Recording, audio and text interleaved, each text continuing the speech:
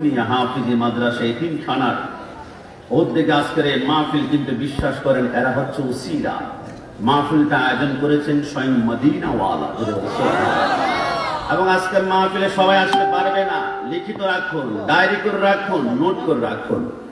মিলাদুন নবীর মাহফিলে সবাই আসতে পারবে না, একমাত্র তারাই আসবে। আতে হ্যাঁ ওহি জিनको সরকারে বুলাতে হ্যাঁ, একমাত্র তারাই আসবে যাদেরকে আমার রাসূল ডেকে ডেকে নিয়ে আসবে। জোরে বলে সুবহানাল্লাহ। আপনাকে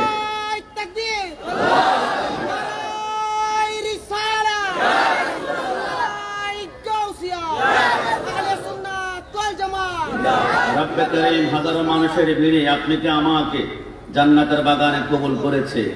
গলার সমস্ত কণ্ঠের আওয়াজকে উঁচু করে চিৎকার মেরে একবার বলতে হবে আলহামদুলিল্লাহ। কি শুকরিয়া আদায় করতে কি আমাদের খারাপ লাগছে? বোবা লোকে চলতেই পারে বলতে পারে না, পঙ্গু লোকে বলতে পারে চলতে পারে না, কানা লোকে শুনতে পারে দেখতে পারে না, কালা লোকে দেখতে পারে শুনতে পারে না। তুমি যদি তাদের চেয়ে একটু ভালো থাকো, তবে কেন শুকরিয়াটা আদায় করো না? তবে কেন শুকরিয়াটা আদায় করো না? চক্ষু দুটো দিল দেখতে তোমায়, শুনতে দিল কান, জিহ্বা দিল স্বাদ নিতে আর নাকে সুঘ্রাণ। ডান হাত তুলে বলো ঠিক কিনা? চক্ষু দুটো দিল দেখতে তোমায়, শুনতে দিল কান, জিহ্বা দিল স্বাদ নিতে আর নাকে সুঘ্রাণ। এবারে তুমি ভেবে দেখো না, এবারে তুমি ভেবে দেখো না কতটা সুখে আছো, তবে কেন শুকরিয়াটা আদায় করো না? বলুন না, তবে কেন শুকরিয়াটা আদায় করো না? চিৎকার মেরে একবার বলতে হবে আলহামদুলিল্লাহ।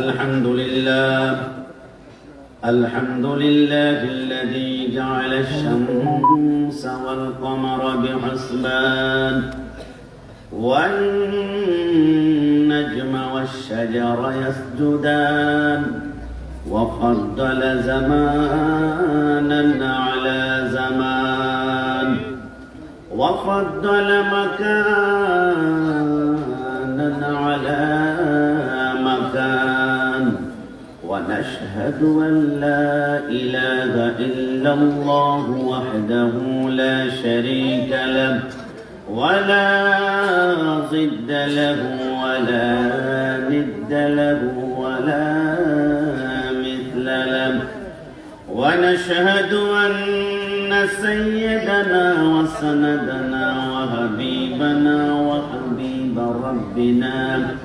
وطبيبنا وطبيب قلوبنا وبارك وسلم تسليما كثيرا كثيرا. اللهم صل مولانا محمد وعلى آل سيدنا সবাই জবান খুলে মুহাম্মদে পড়ে আল্লাহুম্মা সাল্লি মারহাবা লানা মুহাম্মাদ ওয়া আলা আলি সাইয়্যিদিনা জিনো বীর গায়ে মশামাসি বসতে সাহস পাইতো না, দুষ্ট কাফের মারলি পাথর নবীজিকে ছিল না। আল্লাহুম্মা وسلم مرحبا مولانا محمد وعلى آل سيدنا الله الله الله لا إله إلا هو সবাই আল্লাহ আল্লাহ লা ইলাহা তার সুরাত হাসতা চেহারা মুছে যেতে ফুল নূর কা পুতলা চাকা টুকরা নূর কা পুতলা চাকা টুকরা হক কা প্যারা রাসূল নবীজি আল্লাহ আল্লাহ লা ইলাহা ইল্লাহু বড় আল্লাহ আল্লাহ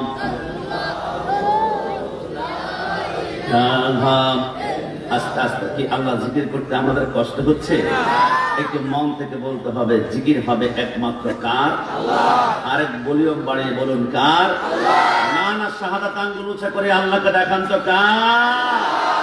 কোন আল্লাহ ওয়ার রাহমান والرحيم والملك والقدوس والسلام والمؤمن والمهيمن والعزيز والجبار والمتكبر والخالق والباري والمصور والغفار والقهار والوهاب والرزاق والفتاح والعالم والقابض والخافض والرافع والمعز والمذل والسميع والبصير والحكم والواجد والماجد والواحد والأحد والصمد والقادر والمقتدر والمقدم والمؤخر والأول والآخر والظاهر والباطن والولي والمتعالي والتواب والضر والمنتقم والعفو وهو ملك الملك وهو ذو الجلال والإكرام والمفسد والباسط والغني والمغني والنافع والنور والهدي والبديع والرشيد والصبور وهو لا إله إلا الله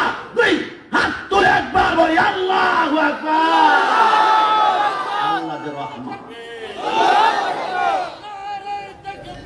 আল্লাহু আকবার ইয়া রাসূলুল্লাহ ইয়া রাসূলুল্লাহ।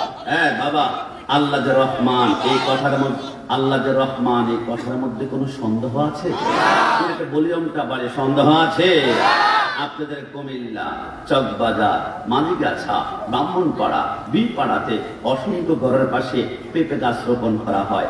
একদিন, 2 দিন, 3 দিন পানি, গোবর, সার না দিলে 2 দিন পরে পেঁপে গাছ ডেট হয়ে যাবে, মৃত্যুবরণ করবে। কিন্তু অবাক ব্যাপার, আমি গিয়েছি রাঙ্গামাটি, বান্দরবন, খাগড়াছড়ি পাহাড়ের পাশ দিয়ে অসংখ্য পাহাড়ে দেখলাম পেঁপে গাছ দেখা যায়, কাঁঠাল গাছ দেখা যায়, কলা গাছ দেখা যায়। জীবনে এক ফোঁটা পানি কেউ কোনোদিন দিল না, সার দিল না, গোবর দিল না। আল্লাহ পাহাড়ে এই পেঁপে গাছ হয় থেকে আপনারা খেয়াল করেছেন? আপনাদের মাটি গাছা, আপনাদের ঘরের পাশে অসংখ্য রকমের পাঙ্গাস মাছের চাষ হয়, তেলাপিয়ার চাষ হয়। একদিন 2 দিন খাবার না দিলে মাছ কিন্তু মৃত্যুবরণ করবে। কিন্তু ইলিশ মাছের কেজি নাকি 1700 টাকা। জীবনে একটা দানা পরিমাণ খানা কেউ কোনোদিন দিল না। কোরাল মাছের কেজি 900 টাকা, লাক্ষা মাছের কেজি 1300 টাকা, আর আমাদের লইট্টা মাছের কেজি 300 টাকা। একটা খানা কোনোদিন কেউ দিল না। হয় থেকে আসে থেকে এই ভান্ডার, এই খাজিনার উৎপত্তি কার থেকে? আমার আল্লাহ বলেন লিখে নাও। প্রত্যেক দিন ফজরের সময় যখন মুয়াজ্জিন আযান দেয়, আসসালাতু খায়রুম মিনান নাওম, ঘুম থেকে নামাজ উত্তম, ঠিক ওই মুহূর্তে প্রত্যেকটা বান্দার দরজায় আমার আল্লাহ একজন করে ফেরেশতা পাঠায়। ফেরেশতা, আমি রাজ্জাক, তোর হাতে রিজিক দিয়ে দিলাম। আমার বান্দা একটু পরে ঘুম থেকে উঠবে, ওযু করার জন্য দরজা খুলবে, নামাজ পড়ার জন্য দরজা খুলবে, মসজিদে যাওয়ার জন্য দরজা খুলবে। যখনই দরজা খুলবে তোর হাতে রিজিক দিলাম। বান্দার ঘরে ঢুকে ঢুকে তার ঘরের মধ্যখানে রিজিকগুলা ঢেলে দিয়ে তুই আসমানে চলে আসবি। ফেরেশতা বলে, আল্লাহ মাঝি কাছে গিয়েছি, ফজরের টাইমে অসংখ্য যুবক মুরব্বী নামাজ পড়ার জন্য দরজা খুলেছে, ওযু করার জন্য রিজিক ঢেলে দিয়ে আসলাম, কিন্তু আল্লাহ অবাক হয়ে গেলাম, 7টা বেজে গিয়েছে, কিছু যুবক এখনো ঘুম থেকে উঠে না, 8টা বেজে গিয়েছে, ওযু করে না, 9টা বেজে গিয়েছে, দরজা খুলে না, 10টা বেজে গিয়েছে, দরজা এখনো বন্ধ। আল্লাহ কতক্ষণ দাঁড়িয়ে থাকবো? বান্দার জন্য রিজিক নিয়ে আমি দাঁড়িয়ে আছি, কিন্তু দরজা না খুলে ঢুকাবো কেমন ভাবে? আমার আল্লাহ বলে, আমি আল্লাহ ফজরের টাইমে ছিলাম রহমান দয়ালু, যেহেতু আমার বিধান মানে নাই, এখন আমি কাফফার হয়ে গেলাম। যা, বান্দা যদি রিজিক নেওয়ার জন্য দরজা খোলেই নাই, ফেরেশতা ডান হাতের রিজিকগুলো তুই পাহাড়ে নিক্ষেপ করে ফেলে দে। ওই ফেলে দেওয়ার সাথে সাথে ওই রিজিক থেকে আমার আল্লাহ আম গাছ বানায়, কাঁঠাল গাছ বানায়, জাম গাছ বানায়, পেয়ারা গাছ বানায়। আমার আল্লাহ বলে, ফেরেশতা তোর বাম হাতের রিজিক তুই নদীতে নিক্ষেপ কর, ওইখান থেকে আমার আল্লাহ কুরাল মাছ, লাচ্চা মাছ, ইলিশ মাছ উৎপন্ন করে। একটু জামান খুলে আমার যুবক ভাইরা, চট্টগ্রাম কুমিল্লা মেডিকেলে তোমাকে নিয়ে আমি একটু পরে যেতে চাই। তুমি দেখবা 1 ঘন্টার অক্সিজেন মানে নিঃশ্বাস কিনতে হলে 280 টাকা তোমাকে পেমেন্ট করতে হবে। 24 ঘন্টার অক্সিজেন যদি কিনে ব্যবহার করতে হয়, তাহলে 7,000 টাকা তোমাকে ক্যাশে বিল পেমেন্ট করতে হবে। 24 ঘন্টার অক্সিজেন যদি হয় 7,000 টাকা, 1 সপ্তাহের অক্সিজেন যদি কিনে ব্যবহার করতে হয় 49,000 টাকা, আর 1 মাসের অক্সিজেন যদি কিনে তুমি ব্যবহার করতে হয় 3.5 লক্ষ টাকা। তোমার বেতন কত? 40,000, 50,000। মাস শেষে আল্লাহ যদি বলে 3.5 লক্ষ টাকা বিল দে, তোমার পরিবার শেষ, তুমি শেষ, বাচ্চা শেষ, মা শেষ, সন্তান শেষ। আমার আল্লাহ বলে, বান্দা তুই নিঃশ্বাস বন্ধ করে না, কুমিল্লায় ভিতরে যা, 1 দিন গার্মেন্টসে না গেলে 1 দিনের বেতন কাটা, 2 দিন না গেলে 2 দিনের বেতন কাটা, 3 দিন না গেলে 3 দিনের বেতন কাটা। আমি আল্লাহর একত্র নামাজ পড়স নাই, আমি যদি শাস্তি হিসেবে বলতাম 2 মিনিট অক্সিজেন বন্ধ, তুই লাশ হয়ে যাবি। জোহরের নামাজ পড়স নাই, দুপুরের খানা বন্ধ, ঈশান নামাজ পড়স নাই, রাতের খানা বন্ধ, তুই লাশ। কিন্তু আমি আল্লাহ তোর উপরে জুলুমটা করি না, কারণ আমার নাম নিয়েছি আমি রহমান, আমি রহিম। বান্দা একটা বার শুধু সিজদার মধ্যে গিয়ে সুবহানা রাব্বিয়াল আলা বল, তোর ডাকে আমি আল্লাহ 70 বার সারা প্রদান করবে। সাগর নদী আর পাগারে বনে, পাখিদের গুনগুন গুঞ্জরণে, দেশে আসে ওই সমুদ্র টান, চারিদিকে শুধু আল্লাহর জয়গান। আল্লাহ মহান, আল্লাহ মহান, আল্লাহ মহান, আল্লাহ মহান। কি আল্লাহর নাম নিতে খারাপ লাগবে? শাহাদাত আঙ্গুল উঁচু করে বলতে হবে, আল্লাহ মহান, আল্লাহ মহান। সাগর নদী আর পাহাড় বনে, পাখিদের গুনগুন গুঞ্জরণে, ভেসে আসে ওই সমুদ্র টান, চারিদিকে শুধু আল্লাহর জয়গান। আল্লাহ মহান, আল্লাহ মহান, আল্লাহ মহান। শুনো তুমি মন দিয়ে কুকিলের সুর, শুনতে লাগছে দেখো কত না মধুর, মিষ্টি মিষ্টি ওই দোয়েলের গান, রয়েছে তাহাতে কি সুদা অপরাণ, কোথা পেল তাহারায় সুর অম্লান, জবাব আসবে দিল খোদা মহিয়ান। আল্লাহ মহান, আল্লাহ মহান। শেষবারের মতন সন্তানগুলো উঁচু করে, আল্লাহ মহান, আল্লাহ মহান। শ্রীপুর মাছিগাছা কাদরিয়া সুন্নিয়া, সুন্নিয়া, সুন্নিয়া। কি সুন্নি শব্দ বলাতে কি আপনাদের খারাপ লাগছে? মন থেকে বলুন তো, সুন্নি পরিচয় খুশি নাকি বেজার? ভয় পাবেন না। আমি যে মাদ্রাসায় লেখাপড়া করেছি, আমার মাদ্রাসার নামই হচ্ছে জামিয়া আহমদিয়া সুন্নিয়া আলিয়া। ডাইরেক্ট মাদ্রাসার উপরে সুন্নি শব্দ লেখা আছে। আমার উস্তাদ শেহরে জামান আল্লামা আশরাফুজ্জামান হুজুরকে জিজ্ঞেস করলাম, বাবা ডাইরেক্ট সুন্নি শব্দ লিখিয়ে দিয়েছে, কোনো ভয় নাই, কারণ কি? আমার উস্তাদ বলে, বাংলার 64 জেলা, টেকনাফ থেকে তেতুলিয়া, রূপসা থেকে পাথরিয়া, 64 জেলা থেকে পোলাপাইন আসে, কোনটার যে কোন আকিদা আমরা তারা জানি না। এই জন্য আমাদের বিলবোর্ডে একটা সফটওয়্যার লাগিয়ে দিলাম আমরা, এটার নাম হচ্ছে সুন্নি। লেখাপড়া করতে হলে এই মাদ্রাসায় রসুলকে নূর মানতে হবে, রসুলকে এলমের গায়েব কি খবর দেওয়ালা মানতে হবে। আমি চিন্তা করলাম, আর সত্যিই তো বাংলাদেশে শুধু কি জামিয়া সুন্নি মাদ্রাসায় 1 লক্ষ মাদ্রাসা আঙ্গুরের গিরায় গিরায় গনে গনে দেখাতে পারবো। সুন্নি ফাজিল মাদ্রাসা, সুন্নি আলিম মাদ্রাসা, সুন্নি দাখিল মাদ্রাসা, সুন্নি এতিমখানা, সুন্নি হাফজখানা। কিছুদিন আগে নোয়াখালীর লক্ষ্মীপুর দালাল বাজার প্রোগ্রামে গিয়েছিলাম, 50টার উপরে মসজিদ আমার নিজ চোখে আমি দেখেছি। মসজিদের নাম হচ্ছে ডাইরেক্ট সুন্নি জামে মসজিদ, সুন্নি জামে মসজিদ। কিছুদিন আগে রাষ্ট্রপতি আব্দুল হামিদ খান সাহেবের এলাকা কিশোরগঞ্জ অষ্টগ্রামে গিয়েছিলাম, মাহফিলের নাম ছিল সুন্নি মহাসম্মেলন। বাংলাদেশের এরকম লক্ষ লক্ষ জায়গা দেখাতে পারবো সুন্নি সুন্নি সুন্নি। কিন্তু মাদ্রাসা কুমিল্লা বিপাড়াতে পৃথিবীর জমিনে একটা প্রতিষ্ঠানের নাম কি কেউ দেখাতে পারবে? ওহাবি কামিল মাদ্রাসা, ওহাবি ফাজিল মাদ্রাসা, ওহাবি আলিম মাদ্রাসা, ওহাবি হাফিজিয়া মাদ্রাসা, ওহাবি মহাসম্মেলন পারবে না। কারণ এরা জানে ওহাবি শব্দ লাগালে রাতের বেলায় সাইনবোর্ড গুম হয়ে যাবে, আর দিনের বেলায় এদেরকে পিটাতে পিটাতে মানুষ এলাকা ছাড়া করবে। কারণ ওহাবি মানে হচ্ছে গাদ্দার, ওহাবি মানে হচ্ছে কথায় কথায় রসুলকে কাউবয় বলে গালি দেওয়া, কথায় কথায় সরকারের মদিনা ইজ্জতের উপরে স্টাফ কর্মচারী বলে আঘাত লাগানো। কিন্তু আমরা সুন্নিরা সুন্নি পরিচয় ভয় পাই না একটা কারণে, আমরা জানি 73 দলের একটা দল হবে জান্নাতি, সেটার নাম হচ্ছে আহলে সুন্নাত ওয়াল জামাত। সুন্নিদের সামনে তোমরা স্বর্ণের পাহাড় রাখবে, টাকার পাহাড় রাখবে, ডায়মন্ড রাখবে, গোল্ড রাখবে। সুন্নিরা কোনোদিন বাতিলের কাছে বিক্রি হবে না। তোমরা দেখো না ইমাম হুসাইন, তারপর তার সৈনিক শহীদ নুরুল ইসলাম ফারুকের ঘরে ঢুকে তিনাকে জবাই করেছিল। তিনি যদি বলতেন আজ থেকে মিলাদুন নবীর পক্ষে কথা বলবো না, মিলাদ কিয়াম করবো না, নবীকে নূর মানবো না, রসুলের সরকারের মদিনার পক্ষে কথা বলবো না, জবাই না হয়ে আজকে এইরকম লক্ষ সিংহাসন তিনার সামনে উপস্থিত হতো। কিন্তু তিনি বারবার বলেছিলেন আমার জীবন যাবে, মনে রেখো সুন্নিরা জীবন কুরবান দিবে কিন্তু ঈমান কখনো বিক্রি করবে না। সুন্নিরা ইমান কেন বিক্রি করবে না? কষ্ট নিবেন না।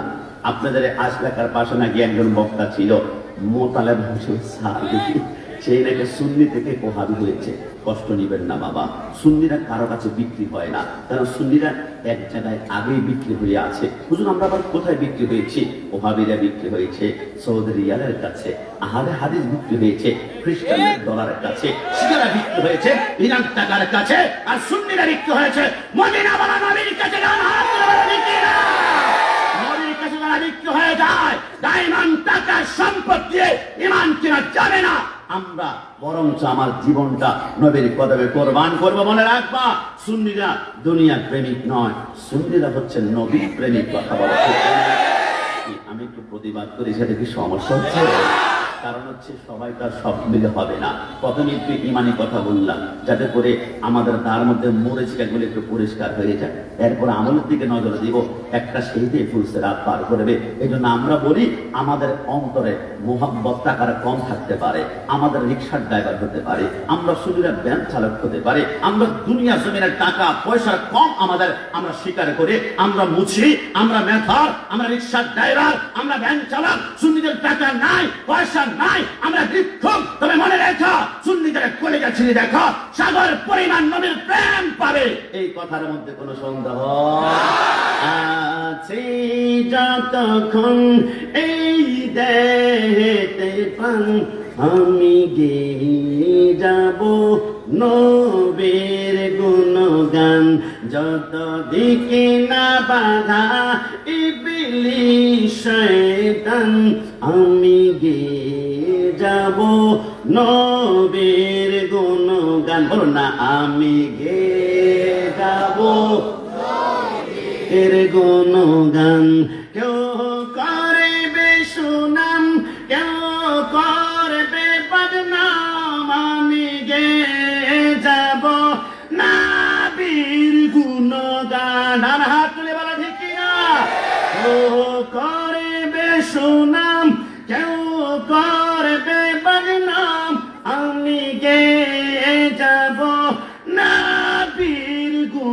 গান।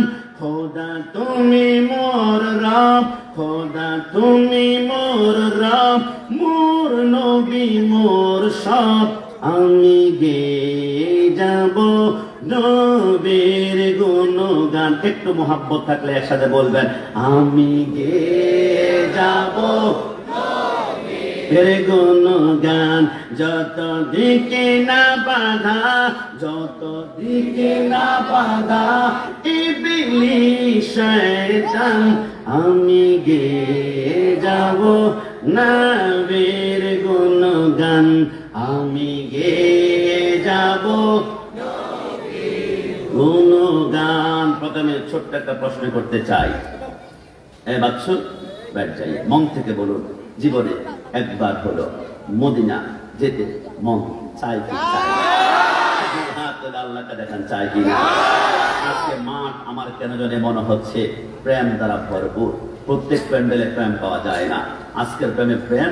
এই জন্য প্রেমের আওয়াজ নিয়ে আমি ছোট্ট করে বলতে চাই, রসুলকে মদিনা যেতে মন চাচ্ছে আপনারা বলছেন, তাহলে মনে রাখবেন, হামনে মানা কি জান্নাত বহুত হে হাসি, छोड़कर हम मदीना ना जाए कहीं, यूं तो जन्नत में सब है मदीना नहीं, আর মদিনা মে জান্নাত মওজুদ है। একজন আশিক বলে, আমার এক পাশে যদি রাখা হয় জান্নাত আর এক পাশে মদিনা, যদি জিজ্ঞেস করা হয় দোস্ত তুমি কোথায় যাবা, আমি এক কোটিবার বলবো আমি জান্নাতে নয়, আমি জীবনে একবার মদিনায় যেতে চাই, আমি জীবনে একবার মদিনা। কিন্তু তুমি জান্নাতে কেন যাবি না? বলে না না, জান্নাত অনেক সুন্দর, জান্নাতুন তাজরি মিন তাহতিহাল আনহার, সেইখানে 4টা নহর আছে, একটা দুধের নহর, একটা শরাবের নহর, একটা মধুর নহর, আরেকটা হচ্ছে ইন্না আ'তাইনাকাল কাউসার। আজকে থেকে লিখে রাখবেন, কাউসারের সৃষ্টিকর্তা হচ্ছে আল্লাহ, কিন্তু মালিক হচ্ছেন মদিনাওয়ালা। আমার রাসূল বলে, আমি যদিও মালিক, আমি কিন্তু বন্টন করব না। রাসূল কে বন্টন করবে? রাসূল বলে, নোট করা, ডায়েরি করা, দান করা, তামাম দুনিয়া জান্নাতের হাউজে কাউসারের মালিক আমি নবী, কিন্তু বন্টন করবে আমার ডানে একজন যুবক আর বামে আরেকজন যুবক। এই দুজন যুবককে যদি মহব্বতের চাদরে আটকে রাখতে পারো, তো হাউজে কাউসার নিশ্চিত তোমার জিহ্বার মধ্যে লাগবে। নবী ওই দুইজন যুবকের নাম একটু বলুন না, ফিটা হয়ে যাব, জান কুরবান করব। নবী আমার বলে, একজন হাসান আরেকজন ইমাম হুসাইন, জবান খুলে বলে সুবহানাল্লাহ।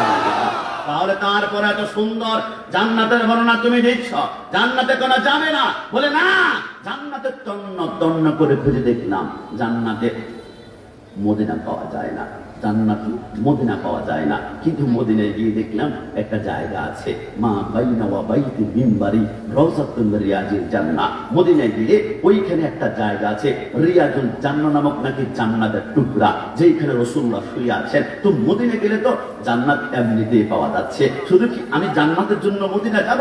আরে না, মদিনায় গেলে শুধু জান্নাত নয়, মদিনায় গেলে জান্নাতের মালিক মদিনাওয়ালা নবীকেও পাওয়া যায়। যদি বলি সুবহানাল্লাহ।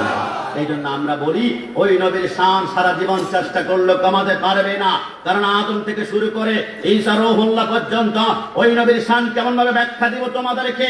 রাসূল যেই দিন দুনিয়াতে আগমন করেছে, সমস্ত পাখি দানা দুইটা এইভাবে মেরে দিয়েছিল, প্রত্যেকটা পাখির জবানে একটাই আওয়াজ ছিল, আসসালাতু আসসালামু আলাইকা ইয়া রাসূলুল্লাহ। রাসূল যেদিন দুনিয়াতে আগমন করেছে, বাঘ আর হরিণ তারা একসাথে হাঁটে। কিরে বাঘ, তুমি তো হরিণকে পেলে 1 মিনিট সময় নাও না, টুকরা টুকরা করে খেয়ে ফেলো, আজকে তোমার কি হলো? তুমি আর হরিণ একসাথে হাতে হাত ধরে হাঁটো।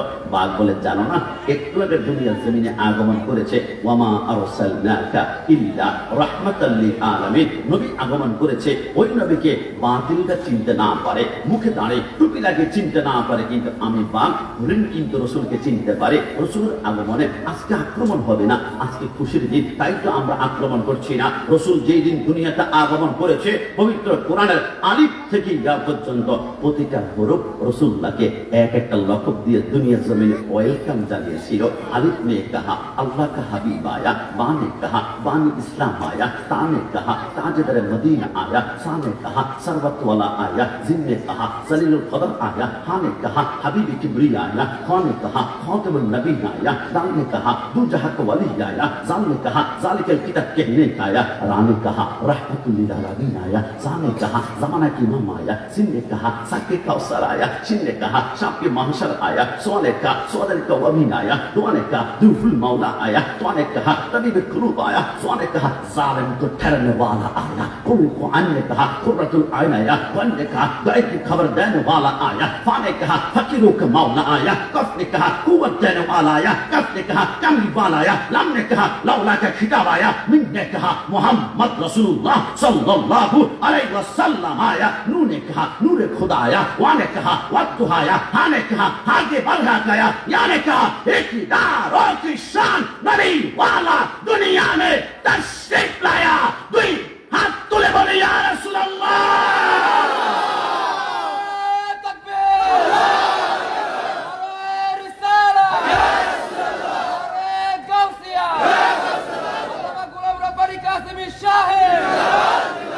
সারা জীবন চেষ্টা করলো, নবীর শান কেউ কোনদিন কমাতে পারবে?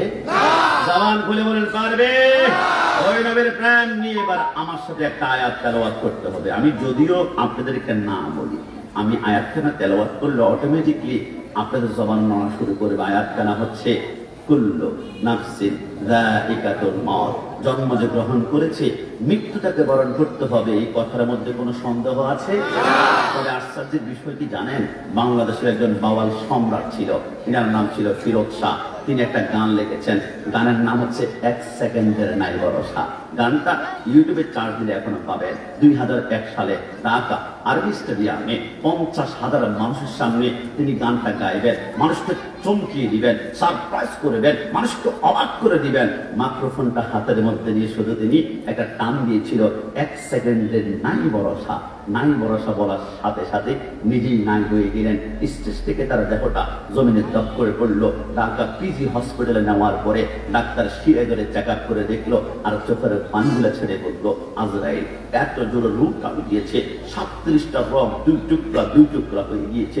বোঝা গিয়েছে মৃত্যুর কোনো সিগন্যাল নাই, মৃত্যুর কোনো আলামত নাই। মুসা কালিমুল্লাহর সামনে যখন আজরাইল আসলো, ফালাতামা মুসা আজরাইল আলা আইনাইহি, এত জোরে মুসা কালিমুল্লাহ আজরাইলকে থাপ্পড় মেরেছিল, ডান চোখটা বের হয়ে গিয়েছিল। আমার আল্লাহ বলে, মুসা আজরাইলকে মেরেছ, পৃথিবীর জমিনে এমন বিরল ঘটনা আর নাই।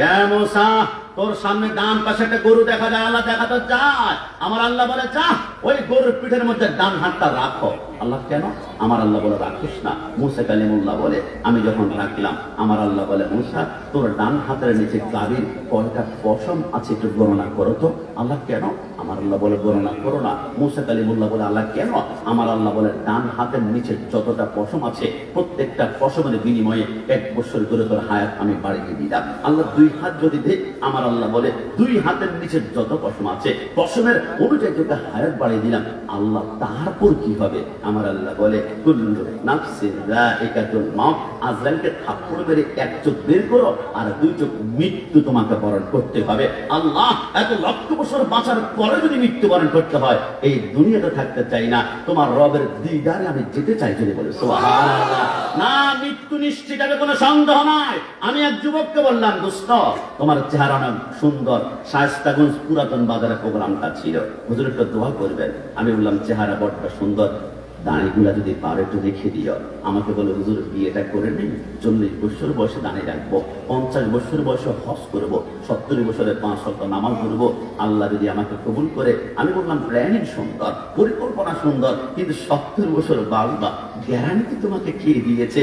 নিঃশ্বাসের বিশ্বাস নাই। ইয়াকুব আলাইহিস সালাম ইউসুফের জন্য কান্না করেছেন 20 বছর। কান্না করতে করতে চোখের নিচে ড্রেনের মতো 2টা দাগ হয়ে গিয়েছিল, চোখ 2টা অন্ধ হয়ে গিয়েছিল। আজরাইল বড্ড মায়া লাগলো। ইয়াকুব পয়গম্বর বলে, আজরাইল রূপ কবজ করতে আসলো? বলে, না, আপনার প্রতি মায়া লাগলো। সন্তানের মায়া কান্না করে চোখ 2টা অন্ধ করে ফেলেছেন। আজরাইল মৃত্যুর আগে তুমি কারো কাছে যাও না, আমার কাছে যেতে এসেই পড়েছ, করজোরে প্রার্থনা। একটা আরজি রাখবে আমার। কিসের আরজি? ওই ইয়াকুব পয়গম্বর বলে, তোমার কাছে প্রার্থনা, মৃত্যুর আগে আমাকে 3টা সিগন্যাল দিবা। 1 নম্বর সিগন্যাল দিলে মৃত্যুর জন্য রেডি হব, 2 নম্বর দিলে আরেকটু রেডি হব, 3 নম্বর দিলে আরেকটু প্রস্তুত হব।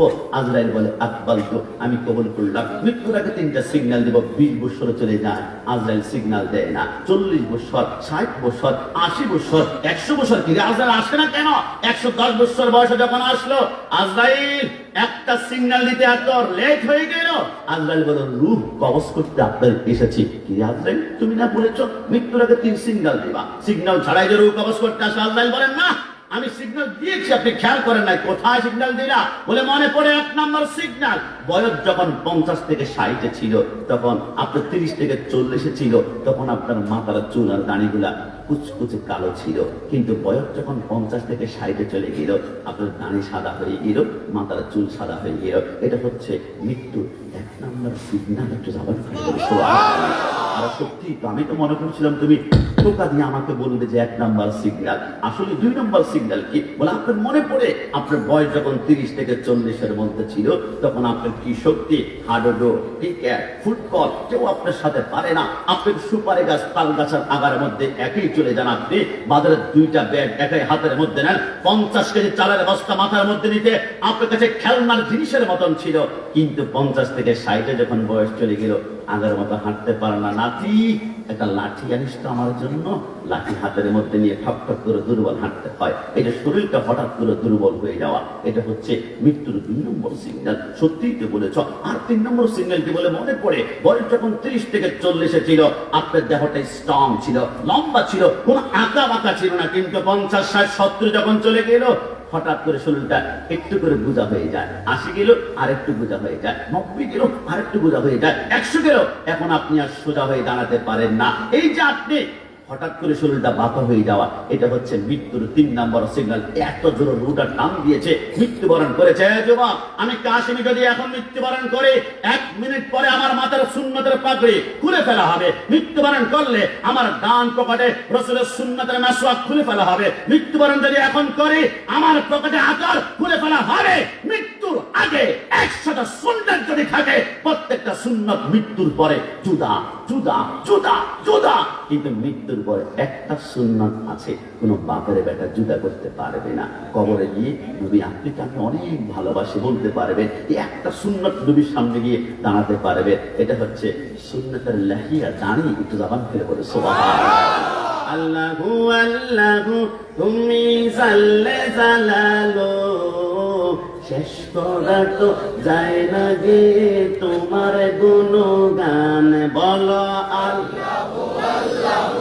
তুমি ইউনুস নবীকে আগা মাছের পেটে নিয়া ফেরেশতা পাঠাইয়া দিলা ইসমে আজম দিয়া। তুমি ইউনুস নবীকে আগা মাছের পেটে নিয়া ফেরেশতা পাঠাইয়া দিলা ইসমে আজম দিয়া। দমে দমে হারে দম জপে ইসমে আজম। দমে দমে হারে দম জপে ইসমে আজম। মাছের পেটে থেকে তারে দিলা পরিত্রাণ। বলা আল্লাহু আল্লাহু। তুমি জাল্লে জালালো, শেষ করা তো যায় না গে তোমার গুণগান। সবাই সবাই জবান খুলে একবার বলে আল্লাহু আকবার। এবার দুনিয়ার জমিন থেকে যাওয়ার পরে আমাদের সামনে একটা জায়গা আসবে, এটার নাম হচ্ছে কবর। ওই কবরে গেলে প্রত্যেকের সামনে 2টা স্টেশন। ইন্নামাল কবরু রাওযাতুম মিন রিয়াজিল জান্নাহ আও হুফরাতুম মিন হুফারিন নার। 1 নম্বর স্টেশনের নাম হচ্ছে রওজা। রওজা মানে হচ্ছে জান্নাত। 2 নম্বর হচ্ছে হুফরা। এই আমার যুবক ভাইরা, আমি যদি দুনিয়ার কোনো বানানো কথা বলি, আল্লাহ জবানটা বন্ধ করবে। নবী আমার বলে, হুফরা মানে জাহান্নাম। কেমন হবে জানো? তোমাদের মাঝি গাছায় কোন যুবকের আঙ্গুলের আগার মধ্যে যখন আঙুল লাগে, তখন আঙ্গুল পড়বে, তারপর কনুই পড়বে, তারপর শিরা পড়বে, তারপর মুখ পড়বে, তারপর কলিজা। কিন্তু জাহান্নামের আগুন এটা দুনিয়ার কোনো আগুন নয়। নারুল্লাহিল মুকাদাতুল লাতী তাত্তালিউ আলাল আফিদা। আঙ্গুল লাগবে তো আঙ্গুল পড়বে না, প্রথম তোমার ডাইরেক্ট কলিজাটা জ্বালিয়ে পড়বে। কিছুক্ষণ পর বান্দা কান্না করবে, আল্লাহ জাহান্নামের উত্তাপ সহ্য করতে পারি না, পারি না, পারি না। পানি পানি, তৃষ্ণা, পিপাসা, তৃষ্ণা। জাহান্নামে কোনো ঠান্ডা পানি পাওয়া যাবে না। যুবক, 63 বছরের জিন্দেগিতে একটা মিথ্যা কথা যিনি বলেননি, তিনি হচ্ছেন মদিনাওয়ালা নবী। যদি বলে সুবহানাল্লাহ। আমার নবী বলে যখন পানি বলে কান্না করবি, যদি আমাদের বদনসিব হয় জাহান্নামে যায়, জাহান্নামে ঠান্ডা পানি পাওয়া যাবে না, ইল্লা হামিমাও ওয়া গাসসাকা, সেইখানে গরম গরম পুষ থাকবে। আমি কাশেমি, মুখের মধ্যে ব্রণ টিপ দিলে পুষ বের হয়, পোড়া টিপ দিলে পুষ বের হয়, বিচি টিপ দিলে পুষ বের হয়। ওই পুষগুলা গরম করে জাহান্নামের আগুনে মালিক নামক ফেরেশতা হাতে যখন দিবে, ঠান্ডা না গরম দেখার সুযোগ থাকবে না। কারণ আমাদের তৃষ্ণায় জিহ্বাটা দাঁতের মানের সাথে আঠার মতো আটকে যাবে, গলাটা শুকিয়ে কাঠের মতো হয়ে যাবে। পানিটা যখন খাবেন, কসম খোদার, সমস্ত মাংসগুলো শরীর থেকে ঝকঝক করে মাটির মধ্যে পড়তে শুরু করবে। কিছুক্ষণ পর বান্দা কান্না করবে, আল্লাহ ক্ষুধা আর সহ্য করতে পারি না, পেট চলে ছাই হয়ে যায়। জাহান্নামে কোনো সুস্বাদু ফল কিন্তু পাওয়া যাবে না, তবে আপেলের মতো একটা গোলাকার ফল দেবে, দেখতে যদিও আপেলের মতো, কিন্তু আপেল না। মুসলিম শরীফের মধ্যে লেখা ওই ফলের নাম হচ্ছে জাক্কুম ফল। মুখের ভিতরে ঢুকা বা আপেল মনে করে সাথে সাথে 27টা কাঁটা বের হবে, 2টা কাঁটা 2টা চোখকে মার্বেলের মতো টুকরা টুকরা করে ফেলবে, 2টা কাঁটা 2 কানের ছিদ্র, 2টা নাকের ছিদ্র, আর বাকি 21টা কাঁটা মাথার উপরে দিয়ে ছিদ্র ছিদ্র করে মাথার মগজগুলা চোখ মুখ কান বেয়ে করবে। বান্দা কান্না করবে, আল্লাহ মাফ করে দাও না, মাফ। আমার আল্লাহ বলবে, খবরদার, আমি বলেছিলাম বারবার, ইয়া আইয়ুহাল্লাযীনা আমানুত্তাকুল্লাহ হাক্কা তুকাতিহি ওয়া লা তামুতুন্না ইল্লা ওয়া আনতুম মুসলিমুন। যদি প্রত্যেকটা মুসলমান হয়ে নামাজ, রোজা, হজ, যাকাত হারামকে বাদ দিয়ে হালাল তুমি গ্রহণ করতা, তাহলে আজকে জাহান্নাম নয়, তোমার জন্য ছিল আমার জান্নাত। একটু জবান খুলে বলে সুবহানাল্লাহ।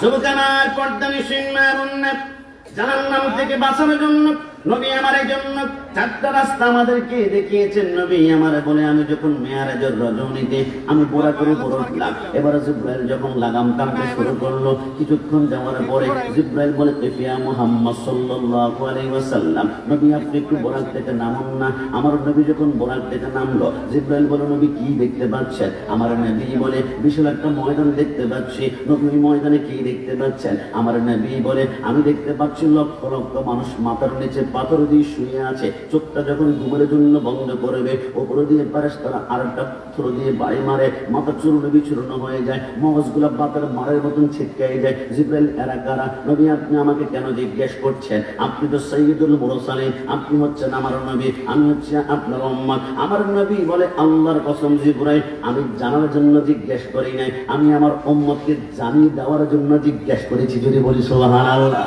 নবী বলে, জিব্রাইল কি করবা? জিব্রাইল বলে, নবী 2 নম্বর জায়গার মধ্যে চলুন, ভেঙ্গে বলে দিব।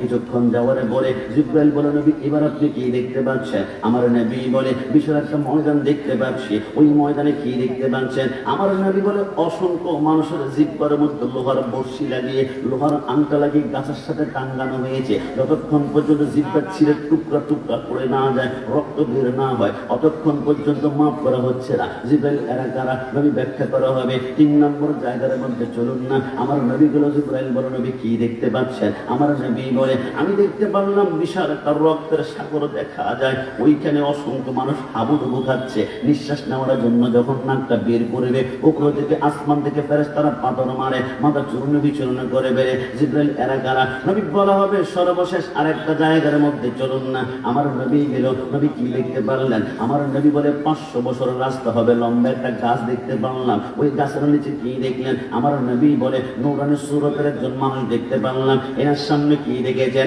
আমার নবী বলে, দেখলাম লক্ষ লক্ষ বাচ্চা বসে বসে আল্লাহর কোরআন তেলাওয়াত করছে। জোরে বলে সুবহানাল্লাহ। আল্লাহর নবী সরকারে মদিনা বলে, জিব্রাইল বলে, নবী ওই যে প্রথম জায়গার মধ্যে দেখলেন অসংখ্য মানুষের জিহ্বার মধ্যে লোহার শিকল লাগিয়ে টাঙ্গানো হচ্ছে, এরা কারা? জিব্রাইল বলে, অন্য কেউ নয়, নবী ইয়া রাসূলুল্লাহ, ওই যে দুনিয়ার জমিনের সন্তান আব্বা আম্মার সাথে গাদ্দারি করেছিল, ফালা তাকুল্লাহুমা উফফিন ওয়ালা তানহারহুমা ওয়া কুল্লাহুমা কাওলান কারীমা। এ যুবক, কোন মায়ের কথা আমি বলবো আমি জানি না, আমার গর্বে শ্রদ্ধা বড় ভাই গোলাম কিবরিয়া আল কাদরি চমৎকার বলেছেন, তবে আমি বলবো একটা পয়েন্ট, ওই মায়ের কথা আমি বলছি। আমার আমার মা আমার বাবা যখন মিলন করেছিল, আমার বাবার এক ফোঁটা বীর্যের কুঠি কুঠি বাগার একটা শুক্রাণু গিয়ে আমার মায়ের রেহেমের ভিতর দিয়ে যখন মায়ের পেটের মধ্যে চলে গেল, ওই পেটের মধ্যে বীর্যের উপরে 40 দিন যাওয়ার পরে ওইটা বীর্য থাকে না, ওইটা রক্ত হয়ে যায়। ওই রক্তের উপরে 40 দিন যাওয়ার পরে ওইটা রক্ত থাকে না, ওইটা মাংসের টুকরা হয়ে যায়। ওই মাংসের টুকরার উপরে 40 দিন যাওয়ার পরে ওইটা মাংসের টুকরা থাকে না, ওইখান থেকে এবারে দুইটা চোখ বের হয়। ওই চোখের উপরে 40 দিন যাওয়ার পরে সেইখান থেকে দুইটা হাত বের হয়। ওই হাতের উপরে 40 দিন যাওয়ার পরে সেইখান থেকে দুইটা পা বের হয়। ওই পায়ের উপরে 40 দিন যাওয়ার পরে সেইখান থেকে মাথা বের হয়। মাথার উপরে 40 দিন যাওয়ার পরে সেইখান থেকে চুল বের হয়। 10 মাস 10 দিন কমপ্লিট হওয়ার পর আমার আল্লাহ বলে, এজ ইব্রাহিম, আমার বান্দার সমস্ত বডি মায়ের পেটের মধ্যে তৈরি হয়ে গিয়েছে, একটু পরেই তো আমার বান্দা দুনিয়া জমিনের মধ্যে যাবে। তবে আমার বান্দা মায়ের পেটের মধ্যে কেমন পজিশন রয়েছে একটু বলো না। জিব্রাইল বলে, আল্লাহ, আপনার বান্দার দুইটা পা মার পেটের নিচের দিকে দেখা যায় আর মাথাটা উপরের দিকে। আমার আল্লাহ বলে, না না, আমার বান্দার দুইটা পা যদি মার পেটের নিচের দিকে থাকে, কুমিল্লা মেডিকেলে নেওয়ার পরে কোনো ডাক্তার কোনো নার্স যদি আমার বান্দাকে মার পেট থেকে বের করার জন্য তার দুইটা পা ধরে টান মারে, আমার বান্দার উল্টা দিকে দুইটা হাত ভেঙে যাওয়ার সম্ভাবনা রয়েছে। জিব্রাইল, যা আমার বান্দার কোমরের মধ্যে ধরে তার মাথা তাড়াতাড়ি নিচের দিকে নামা আর পাগুলো উপরের দিকে উঠা। জিব্রাইল বলে, দেরি না করে আমি কোমরের মধ্যে 3টা আঙ্গুল দিয়ে খপ করে ধরে যখন বান্দার মাথাটা নিচের দিকে নামাই, পাগুলো উপরের দিকে উঠায়, ওই ব্যথাটা আমি কাশিমি সহ্য করতে পারি নাই। আমার সামনে একটা বান্দা সহ্য করতে পারেন নাই, স্টেজে মুরব্বী আলিকারাম কেউ পারেন নাই। ওই মুহূর্তে প্রত্যেকে আমরা ব্যথা সহ্য করতে না পেরে মার কলিজা বরাবর এত দূরে লাঠি আমরা বেড়েছিলাম, ওই লাঠি সহ্য করতে না পেরে অনেক মা দুনিয়ার জমিনে সরাসরি মৃত্যুবরণ করে ফেলে, অনেক মা জ্ঞান হারিয়ে ফেলে। কিছুক্ষণ পর আসমানের ফেরেশতা বলে, আল্লাহ, মনে হয় মা সন্তান মৃত্যুবরণ করেছে, কোনো আওয়াজ নাই, কোনো কান্না নাই। আমার আল্লাহ বলে, সন্তান জন্ম দেওয়ার সময় মা সন্তান দুইজন যদি মৃত্যুবরণ করে, তাম দুনিয়া তো মরুভূমি হয়ে যাবে। জিব্রাইল মেডিকেল সায়েন্স ব্যবহার কর। আল্লাহ, এটা আবার কেমন? আমার আল্লাহ বলে, যে সন্তান কান্না করে না তার পিঠের মধ্যে জিব্রাইল 3টা আঙ্গুল দিয়ে তুই 3বার ফুস কর, 3বার গসা আমার। জিব্রাইল বলে, 1বার গসা আমারে, 2বার গসা আমারে, 3বার গসা মারার সাথে সাথে সন্তানটা এবার ওয়াও ওয়াও করে কান্না করে ওঠে। যেই মাকে ইঞ্জেকশন দিয়ে জ্ঞান ফেরানো যায় না, আল্লাহর কসম করে বলি, সন্তানের ওয়াও কান্নার আওয়াজটা মার কানে যেতে দেরি হয়, মার জ্ঞানটা ফিরতে 1 সেকেন্ড সময় লাগে না। ধরে বলি সুবহানাল্লাহ। আরে যুবক, আল্লাহর ইজ্জতের কসম করে বলি, দুনিয়াটা আসার পরে মার স্তন থেকে আমরা একটানা 2 বছর দুধ পান করেছি। আপনি বলবেন, গোলাম রাব্বানী কাশিম হুজুর 1 ফোঁটার কতটুকু দুধ পান করেছে? কিন্তু ইংল্যান্ডের অক্সফোর্ড বিশ্ববিদ্যালয়ের 100 জন খ্রিস্টান বৈজ্ঞানিক বলে, 2 বছর বাদ দিয়ে মার স্তন থেকে যে 1 ফোঁটা দুধ তোমরা পান করেছ, ওই 1 ফোঁটা দুধ নিয়ে আমরা 1 বছর গবেষণা করলাম। গবেষণা করার পরে মার 1 ফোঁটা দুধের ভিতরে আল্লাহর এমন একটা কুদরত দেখলাম। কুদরত দেখে আমরা কালিমা পড়ে সাথে সাথে মুসলমান হয়ে গেলাম। কেন? বৈজ্ঞানিকরা বলে, কি দেখেছি জানো? আমরা দেখলাম মার 1 ফোঁটা দুধের ভিতরে আমার আল্লাহ দুনিয়ার 180 রকমের ফলের রস ঢুকিয়ে দিয়েছে। ধরে বলেছে, আরে যুবক, কোন মায়ের কথা বললে চোখের পানি পানি বের হবে? দুনিয়াতে আসার পরে মার স্তন থেকে একটানা 2 বছর দুধ পান করেছে। তাফসীরকারগণ বলে, আল্লাহ বিল্লাহ তাল্লাহ 3বার কসম করে বলি, ওই 2 বছরের দুধগুলা তোমরা একটা পাল্লায় রেখে ওজন দিয়ে দেখো, তোমরা দেখবা 2 বছরে অন্তত পক্ষে মার স্তন থেকে তোমরা 27 মণ দুধ পান করেছে। পরের জায়গা পরের জমি ঘর বানায় আমি রই, আমি তো সে ঘরের মালিক নই। আপনাদের কষ্ট হচ্ছে? বলো না, পরের জায়গা পরের জমিন, পরের জায়গা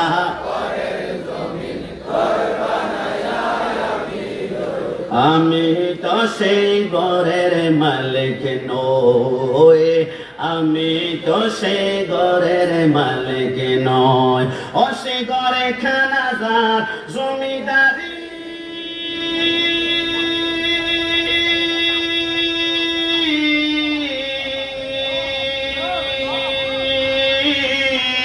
আমি পাই না তাগার হুকুম জারি,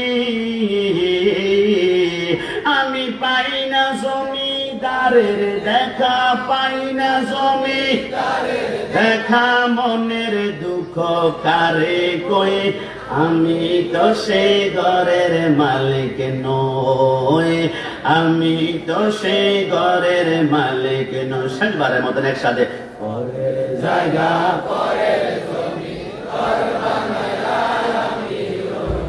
আমি তো সেই ঘরের মালিক নই, আমি ঘরের মালিক নয়। আমার নবী বলে, জিবরাইল 2 নম্বর জায়গার মধ্যে গেলাম, অসংখ্য মানুষের মাথার নিচে বড় বড় পাথর দেখলাম। এরা ঘুমাতে চাইলে উপর দিয়ে পাথর দিয়ে বাড়ি দেয়, মাথা চূর্ণ বিচূর্ণ করে। এরাকে জিবরাইল বলে অন্য কেউ নয়, ওই যে ফজরের সময় আগুন দিয়েছিল মুয়াজ্জিনে, আসসালাতু খায়রুম মিনান নাম, মাথার নিচ থেকে শিমুল তুলার বালিশটা কোনো মতেই সরায় না। বান্দা ঘুমাচ্ছিল, কিন্তু আজকে শিমুল তুলার বালিশ জাহান্নামে থাকবে না, মাথার নিচে থাকবে পাথর। ঘুমাতে চাইলে উপর দিয়ে বাড়ি দেওয়া হবে। কারণ কি জানো? কারণ কিয়ামতের ময়দানে প্রথম প্রশ্নই তো হবে, ওয়াল্লাযীনা ইয়াবিতুনা লিরাব্বিহিম সুজদান ওয়া কিয়ামা। কিয়ামতের ময়দানে আমার আল্লাহ প্রথম প্রশ্ন করবে, হে বান্দা নামাজ কেন পড়ো নাই? বান্দা মুস্কি হেসে বলবে, আল্লাহ আমি এমপি ছিলাম, আমি মন্ত্রী ছিলাম, আমি প্রাইম মিনিস্টার ছিলাম, আমি মেয়র ছিলাম, আমি চেয়ারম্যান ছিলাম, আমি কাউন্সিলর ছিলাম।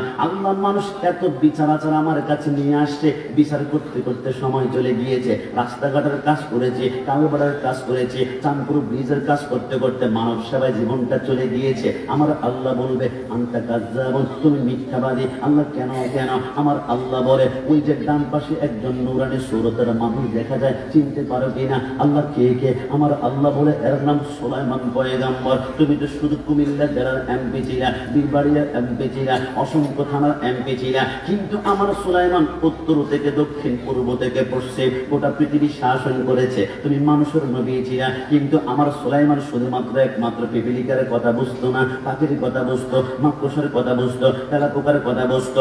এক ওয়াক্ত নামাজ আমার সুলাইমান জীবনে ছাড়ে নাই। তুমি সামান্য ক্ষমতা পেয়ে নামাজ ছেড়ে দিয়েছ, মিথ্যাবাদী। হাতের মধ্যে 70,000 জাহান্নামের শিকল লাগায় টানতে শুরু করবে। কিছুক্ষণ পরে আরেকজন বান্দাকে ডাক দিবে, তুমি কেন নামাজ পড়ো নাই? নুসাতুল মাজালিসের মধ্যে রেখে ওই বান্দা বলবে, আল্লাহ আমার ডেঙ্গু ছিল, আমার ম্যালেরিয়া ছিল, আমার জ্বর ছিল, আমার ক্যান্সার ছিল, আমি টাইফয়েডের রোগী ছিলাম, আমি প্যারালাইসিসের রোগী ছিলাম। আল্লাহ অসুস্থতার কারণে নামাজ পড়তে পারি নাই। আমার আল্লাহ বলবে, আনতা কাযযাব, তুমি মিথ্যাবাদী। আল্লাহ কেন কেন?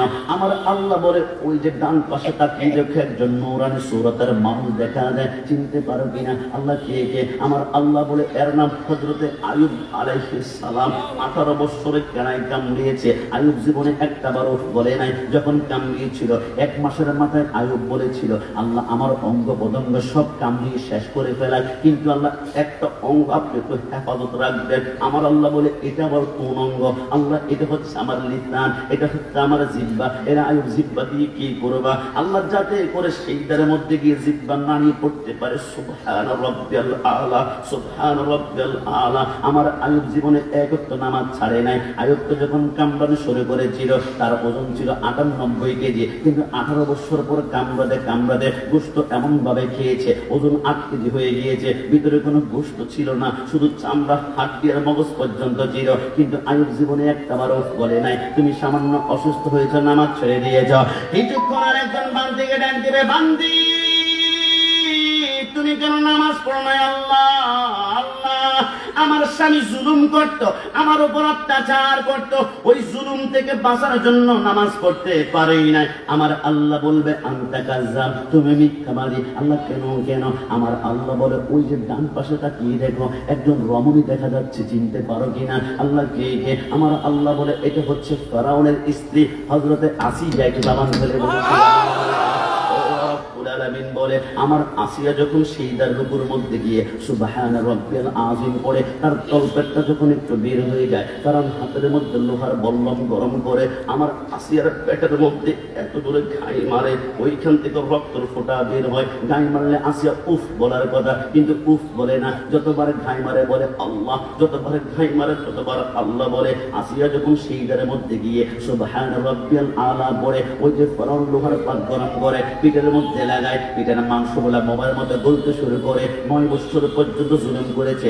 আসিয়াকে ফেরাউন বলে, কিরে আসিয়া, কোন রবের প্রেমের মধ্যে তুই পড়ে গেলি? 9টা বছর জুলুম করেছি, একটাবার তুই আল্লাহর নাম ছাড়া ডাকস না, আজকে এমন একটা শাস্তি দিব তুই আল্লাহর নাম ভুলে যাবি। আসিয়া বলে, আমার পশমের গোড়ার যতক্ষণ থাকবে আল্লাহ নাম ছাড়া অন্য কিছু বের হতে পারবে না। আসিয়ার 2টা হাত বেঁধে ফেললো, 2টা পা বেঁধে ফেললো। মরমের উত্তপ্ত বালুর মধ্যে যখন চিৎ করে শোয়াই দিল, আসিয়া বলো, উত্তপ্ত বালিগুলা বালি ছিল না, আমার মতে মনে হয় জ্বলন্ত কয়লা ছিল।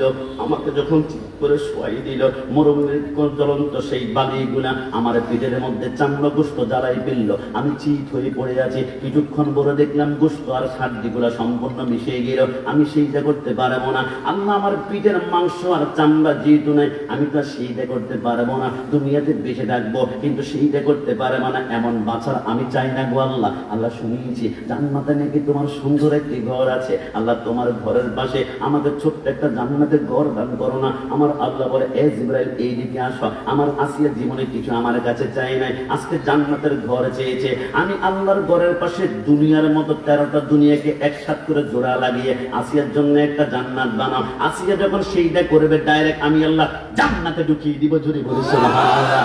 আল্লাহর নবী চোখের পানিগুলো ছাড়তে লাগলো, কসম আল্লাহ, আল্লাহর শপথ করে বলে।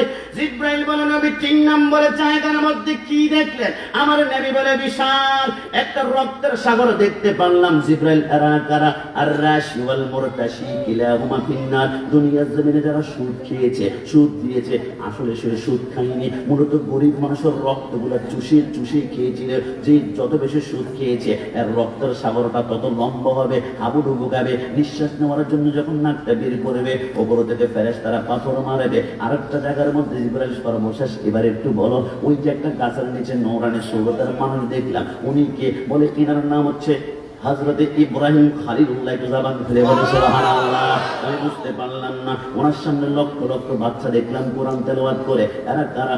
এ মাঝি গাছার বেড়া, এ আমার পর্দানিশীল মা বোনরা, আমার তোমাদের কাছে একটা প্রশ্ন করি, আমাকে জবাব দিতে পারবে? অনেক সন্তান সিজার হওয়ার পরে, জন্মগ্রহণ করার 1 ঘন্টা পরে মৃত্যুবরণ করে, 2 ঘন্টা পরে মৃত্যুবরণ করে, 1 দিন পরে মৃত্যুবরণ করে। আল্লাহ বুঝলাম না, যেই সন্তানটা দুনিয়াতে আসার 1 ঘন্টা পরে মৃত্যুবরণ করবে, একের দুনিয়াতে পাঠানোটা দরকার কি ছিল?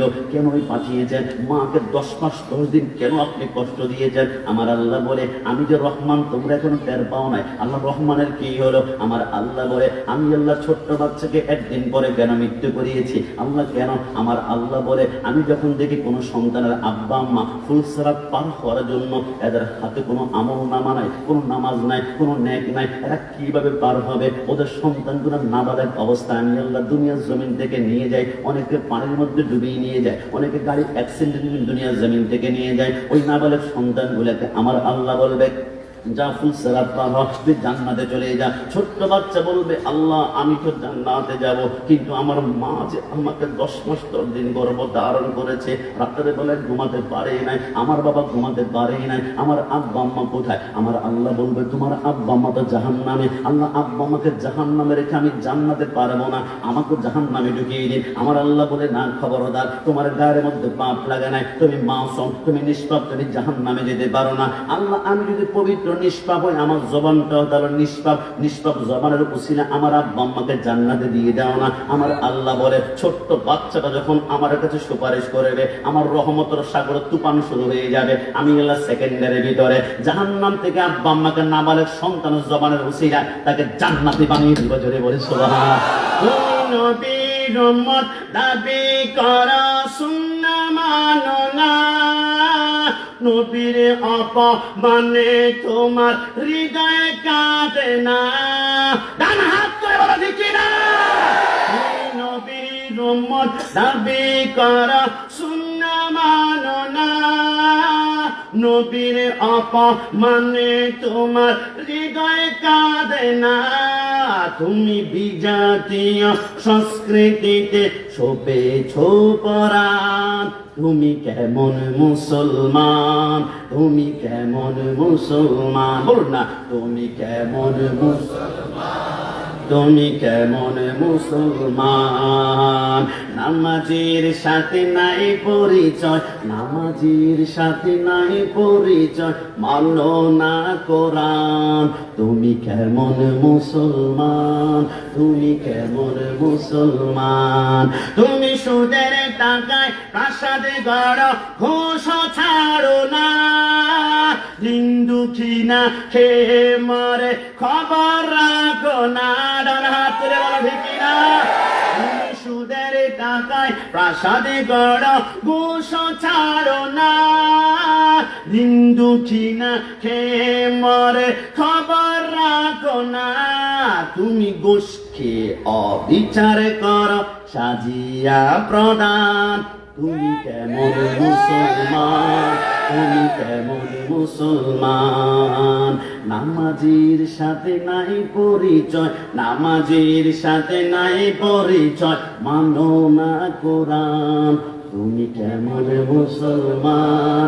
তুমি কেমন মুসলমান? যুবক, তোমাকে প্রশ্ন করছি, কেমন মুসলমান? আমার নবীর বিরুদ্ধে আঙ্গুল তুলে কথা বলে তোমার রক্তে আগুন ধরে না, আমার নবীকে রাখাল বলে তোমার পশমের গোড়া নড়ে না। হে যুবক, তুমি কেমন যুবক? আমার নবীকে স্টার্ট করা হয়, নবীকে কর্মচারী বলা হয়, তোমার রক্তে আগুন ধরে না। আমরা বারবার বলেছি, ও ভাই, তোমার বিরুদ্ধে আমাদের কোনো মামলা নাই, কোনো আচরণ নাই, জায়গা সম্পত্তির কোনো ঝগড়া বিবাদ নাই, কিন্তু মনে রাখবা, আমার মাকে গালি দাও, কোনো প্রতিবাদ হবে না। আমার বাবাকে গালি দাও, কোনো প্রতিবাদ হবে না। আমি কাশিমকে, ইসরায়েলি সব আলেমকে একসাথে গালি দাও, ইন্নাল্লাহ মা সাবিরিন, আমরা সবর করব, কিন্তু আমার নবীর বিরুদ্ধে জিতবা আমরা সহ্য করব না। আন্নাবিয়্যু আওলা বিল মুমিনিনা মিন আনফুসিহিম, my prophet, my soul, my prophet, my heart, my prophet, my life, my prophet, my love. নবী আমার জান, নবী আমার প্রাণ, নবী আমার কলেজা। সুন্নিদের কলেজা হাত দিলে ওই হাত মুসলিমকে ফেলা হবে না। সব সহ্য করা যাবে, কিন্তু রসুলের বিরুদ্ধে গাদ্দারি সহ্য করা যাবে। তবে নবীর বিরুদ্ধে কেউ যদি কোনো কটূক্তি করে, তাকে গালি দেওয়ার আগে চিন্তা করবেন, কটূক্তি করে না, সে নিজের পরিচয় প্রকাশ করেছে। তার মা একজন না, মা একজন, বাবা দুইজন, মা তিনজন, মা চার। আমি বলছি না, আমি বললে তোমরা আমাকে গালি দিবা, কারণ শায়েখের পক্ষে তোমরা, কিন্তু আল্লাহকে গালি কেমন দিবা? আমার আল্লাহ বলে, অতুল্লিন বাদা যালিকা জালিম। যারা নবীর বিরুদ্ধে আচরণ করেছে এরা অবৈধ, এরা অবৈধ, এরা অবৈধ, এরা অবৈধ। কথা বলে ঠিক না? কিন্তু আজকে বলে দিয়ে যায়, আমার নবী আদম থেকে শুরু করে ঈসা রূহুল্লাহর পরে হযরত আব্দুল্লাহ রাদিয়াল্লাহু তাআলা আনহু পর্যন্ত রাসূল 52 জন পুরুষের মাধ্যমে রাসূলের বংশটা দুনিয়াতে আসছে। একটা কলঙ্কের দাগ কোনো বাপের বেটা দেখাতে পারেনি না। মনে দেখতে পারো, হযরত আদমকে বেটে শীষকে বেটে ইয়ানতকে বেটে কেনানকে বেটে মালালকে বেটে ইয়ারতকে বেটে ইদ্রিসকে বেটে মতবাশশিরকে বেটে লমককে বেটে নূহকে বেটে সামকে বেটে जुल्हके बेटे शाले के बेटे आदर के बेटे दाता के बेटे राबा के बेटे तारो के बेटे नाफुर के बेटे तारक के बेटे इब्राहिम खलीलुल्लाह के बेटे इस्माइल इस्माइल के बेटे कदर के बेटे अमन के बेटे हमल के बेटे साबत के बेटे लाइसा के बेटे इलियास के बेटे ओद के बेटे अव्वा के बेटे अदनान के बेटे मईन के बेटे नदर के बेटे मुदर के बेटे इलियास के बेटे मुद्रिका के बेटे कदीमा के बेटे कदर के बेटे नदर के बेटे मालिक के बेटे फाप के बेटे गालिब के बेटे लुई के बेटे काम के बेटे मोर्रा के बेटे किलार के बेटे खुशी के बेटे अब्दुल मन्नान के बेटे हाशिम के बेटे अब्दुल मुत्तलिब के बेटे अब्दुल्लाह के बेटे मुहम्मद रसूलुल्लाह सल्लल्लाहु अलैहि वसल्लम। बोले या रसूलुल्लाह। যুবক, আমি কি ইয়া রাসূলুল্লাহ বলে তো তোমরা কষ্ট পেয়েছো? বাংলাদেশের সব প্যান্ডেলে ইয়া রাসূলুল্লাহ পাবে না। অসংখ্য প্যান্ডেলে দেখবা 1 লক্ষ মানুষ হয়, লিল্লাহি তাকবীর 1 লক্ষ বার শুনবা, কিন্তু ইয়া রাসূলুল্লাহ স্লোগান শুনবা না। আজকে আমি জানি অনেকে মাহফিলে আসে না, দুস্থ মাসিদাসা হাফিজিয়া মাদ্রাসার মাহফিলে যাবি না?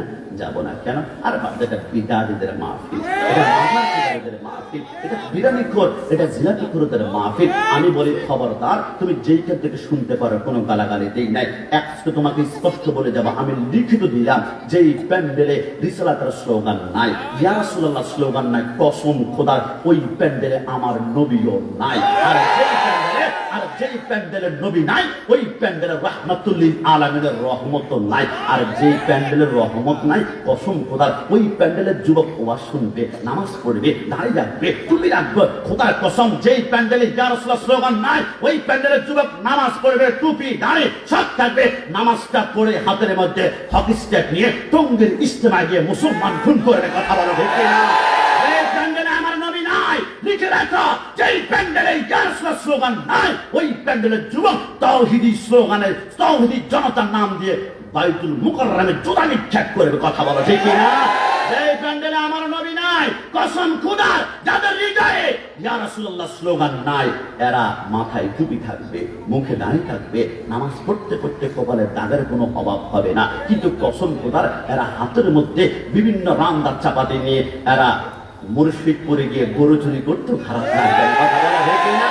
কিন্তু আজকে আমার যুবকদেরকে বলে দিয়ে যায় আমি লিল্লাহি তাকবীর যে প্যান্ডেলে হয়, কসম খোদার এটা ক্যান্সার মূলক একটা স্লোগান, যে স্লোগান তোমার ঈমানকে মানুষের সাথে কুটে কুটে কুটে খেয়ে ফেলবে। তুমি লিখে রাখো লিল্লাহি তাকবীর হুসাইনি স্লোগান হতে পারে না, হতে পারে না। এই স্লোগান কোথা থেকে আসছে তাহলে আমার সাথে নোট করতে পারো। ইমাম হুসাইন কারবালার যুদ্ধ করতে করতে করতে হঠাৎ করে হুসাইন তলোয়ার থামিয়ে ফেলল। হুসাইন বুঝতে পারলাম না তলোয়ার কেন থামিয়েছে। ইমাম হুসাইন বলে আমার এই তলোয়ার দুনিয়ার কোনো বাপের বেটা থামাতে পারতো না, কারণ আমার রক্তে রাসূলুল্লাহর রক্ত মোবারক ঢুকে রয়েছে, আমার হাতের মধ্যে মাওলা আলীর তলোয়ার, আর আমার তলোয়ারে আসমানের সমস্ত বিজলি শক্তি আমার আল্লাহ ঢুকিয়ে দিয়েছে, পারতো না। হুসাইন তাহলে তলোয়ার কেন থামিয়েছেন? হুসাইন বলে একটি কারণে থামিয়েছিলাম, আমার জন্মের কিছুক্ষণ পরে রাহমাতুল লিল আলামিন আমার ডান কানে আজান দিয়ে বলেছিল, হে হুসাইন আমার আজানের ইজ্জতটা রক্ষা করিল, যেখানে আজান শুনবা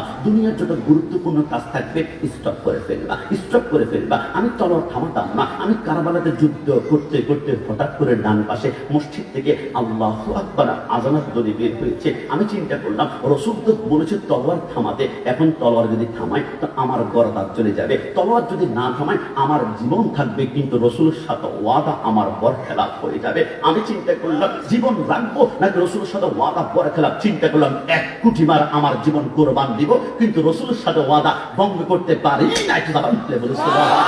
হুসাইন বলে তলোয়ার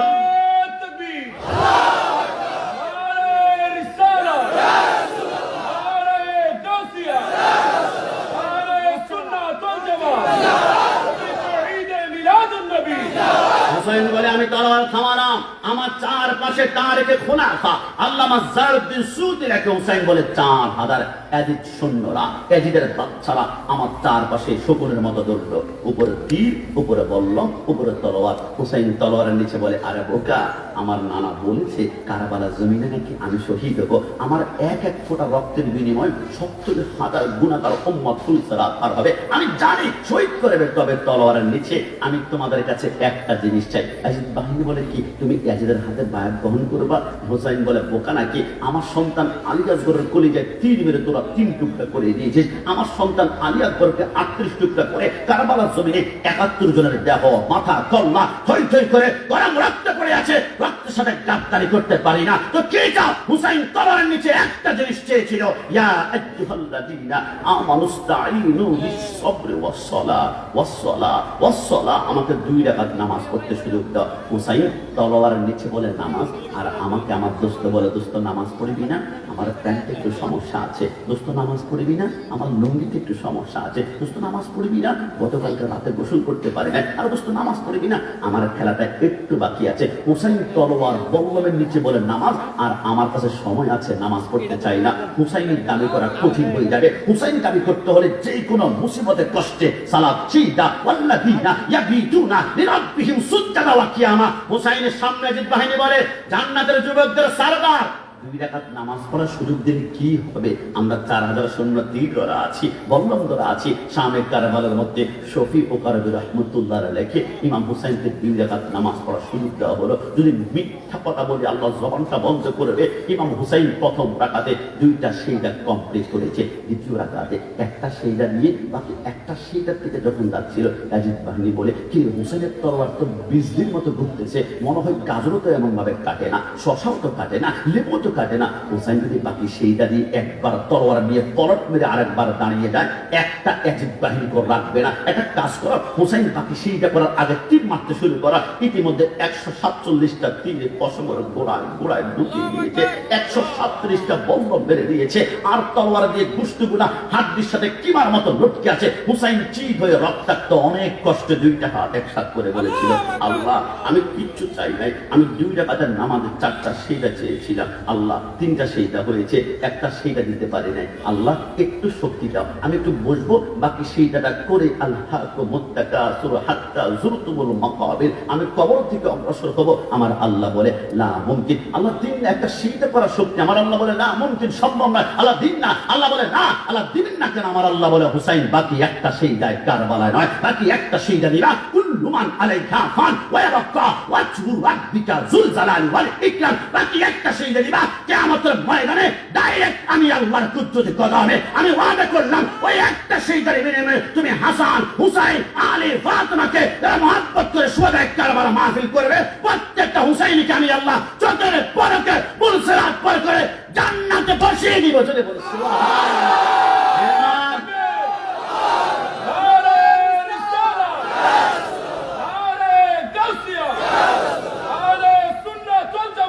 ইমাম হুসাইন বলে আমি ঠিক হয়ে শুয়ে আছি, আমার বুকের মধ্যে সীমার বসলো ছুরি চালাবে, আমার গর্দান আলাদা করলো।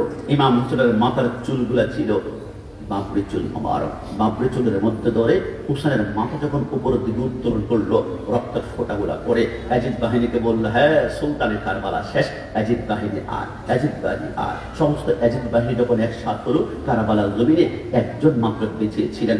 অসুস্থতার কারণে ইমাম হুসাইন আবেদিন পিঠটা বিছানা থেকে উঠাতে পারছেন না, না হয় বাবার আগে তারপরে যে তীর মেরে তিনি শাহাদাত বরণ করতেন। যখন আবেদিন বলে কিরে কারবালার জমিনে আনন্দ উল্লাস করে কারা? 72 জন আহলে বাইতের রক্ত দিয়ে কারবালার জমিন চৈচুম্বুর হয়ে আছে, যাদেরকে নামাজের সালাম না দিলে নামাজ পর্যন্ত হয় না, কারা উল্লাস করে? কারবালায় তো হিন্দু নাই, বৌদ্ধ নাই, খ্রিস্টান নাই, সবাই তো দেখছি মুসলমান। মুসলমান কারা উল্লাস করে আমি দেখতে চাই। ইমাম জয়নুল আবেদিন বলে মাটির মধ্যে গড়াগড়ি দিয়ে আমি তাবুতে একটু আলোক করে দেখলাম আমার বাবার মাথাটা শিমর হাতের মধ্যে উপরের দিকে, আর রক্তের ফোঁটাগুলা একটা পড়ছে, রক্তের ফোঁটা পড়ে আমি জয়নুল আবেদিনের চোখের ফোঁটা পড়ে। কিন্তু কত নিষ্ঠুর তারা জানো, আমি দেখলাম ইমাম জয়নুল আবেদিন বলে হুসাইনের মাথা থেকে রক্ত পড়ে, আর ইয়াজিদ বাহিনীর রক্ত দেখে তারা ডান হাত তুলে উল্লাস করে, আর ওইখানে দাঁড়িয়ে একটা তাকবীর দিচ্ছে, লিল্লাহে তাকবীর, লিল্লাহে তাকবীর, লিল্লাহে তাকবীর। আমি অনেকক্ষণ অপেক্ষা করলাম একটা বার তারা ইয়া রাসূলুল্লাহ বলে কিনা, কিন্তু ঘন্টার পর ঘন্টা চলে যায়, ঘন্টার পর ঘন্টা চলে যায়। আল্লাহর কসম লিল্লাহে তাকবীর বলে একবার নবীর নাম আমি শুনতে পাই নাই। ইমাম জয়নুল আবেদিন বলে ওই দিন থেকে কারবালা জমিনে স্লোগান হয়ে গেল 2 ব্যাপার, একটা হচ্ছে ইয়াজিদি, একটা হচ্ছে হুসাইনি। হুসাইনি স্লোগান হচ্ছে নারায়ে তাকবীর, আল্লাহু আকবার, নারায়ে রিসালাত, ইয়া রাসূলুল্লাহ। আর ইয়াজিদ স্লোগান হচ্ছে লিল্লাহে তাকবীর, লিল্লাহে তাকবীর। আর চাই যুবকদের অন্তর থেকে নবীকে আলাদা করে ফেলবে, যুবকদের অন্তর থেকে নবীর নাম মুছে ফেলবে, যুবকদের অন্তর থেকে মিলাদুন নবী সরাই ফেলবে। কিন্তু একজন হুসাইনি মাঝি কাছার আনাচে কানাচে বাংলার রন্ধে রন্ধ থাকতে ইয়া রাসূলুল্লাহ স্লোগান কোন বাপের ব্যথা বন্ধ করতে পারবে না।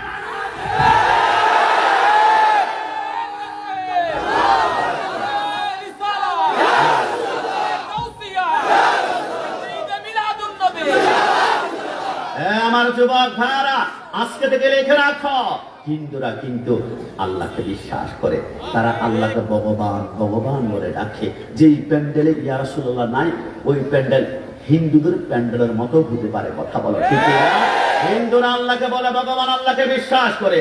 বৌদ্ধরাও কিন্তু আল্লাহকে বিশ্বাস করে, আল্লাহকে বলে ঈশ্বর, আল্লাহকে বলে ঈশ্বর। খ্রিস্টানরাও কিন্তু আল্লাহকে বিশ্বাস করে, তারা আল্লাহকে বলে গড, আল্লাহকে বলে গড। কিন্তু নবীর প্রতি ঈমান না আনার কারণে হিন্দু রয়ে গিয়েছে, বৌদ্ধ রয়ে গিয়েছে, খ্রিস্টান রয়েছে। হিন্দুরা আল্লাহকে বিশ্বাস করে, বৌদ্ধরাও বিশ্বাস করে, খ্রিস্টানরাও বিশ্বাস করে, আমার ওহাবিরাও কিন্তু আল্লাহকে বিশ্বাস করে। আমরা সুন্নিরা শুধু আল্লাহকে বিশ্বাস করি না, আমাদের কালিমা হচ্ছে লা ইলাহা ইল্লাল্লাহ মুহাম্মদ রাসূলুল্লাহ। বাংলাদেশের একজন বক্তা বলে আমাদের ঐক্য হবে তৌহিদের ভিত্তিতে, আল্লাহকে বিশ্বাস করলে ঐক্য হবে। আমি বলি তাহলে হিন্দুর সাথে ঐক্য করা, বৌদ্ধের সাথে ঐক্য করা, খ্রিস্টানের সাথে ঐক্য করা।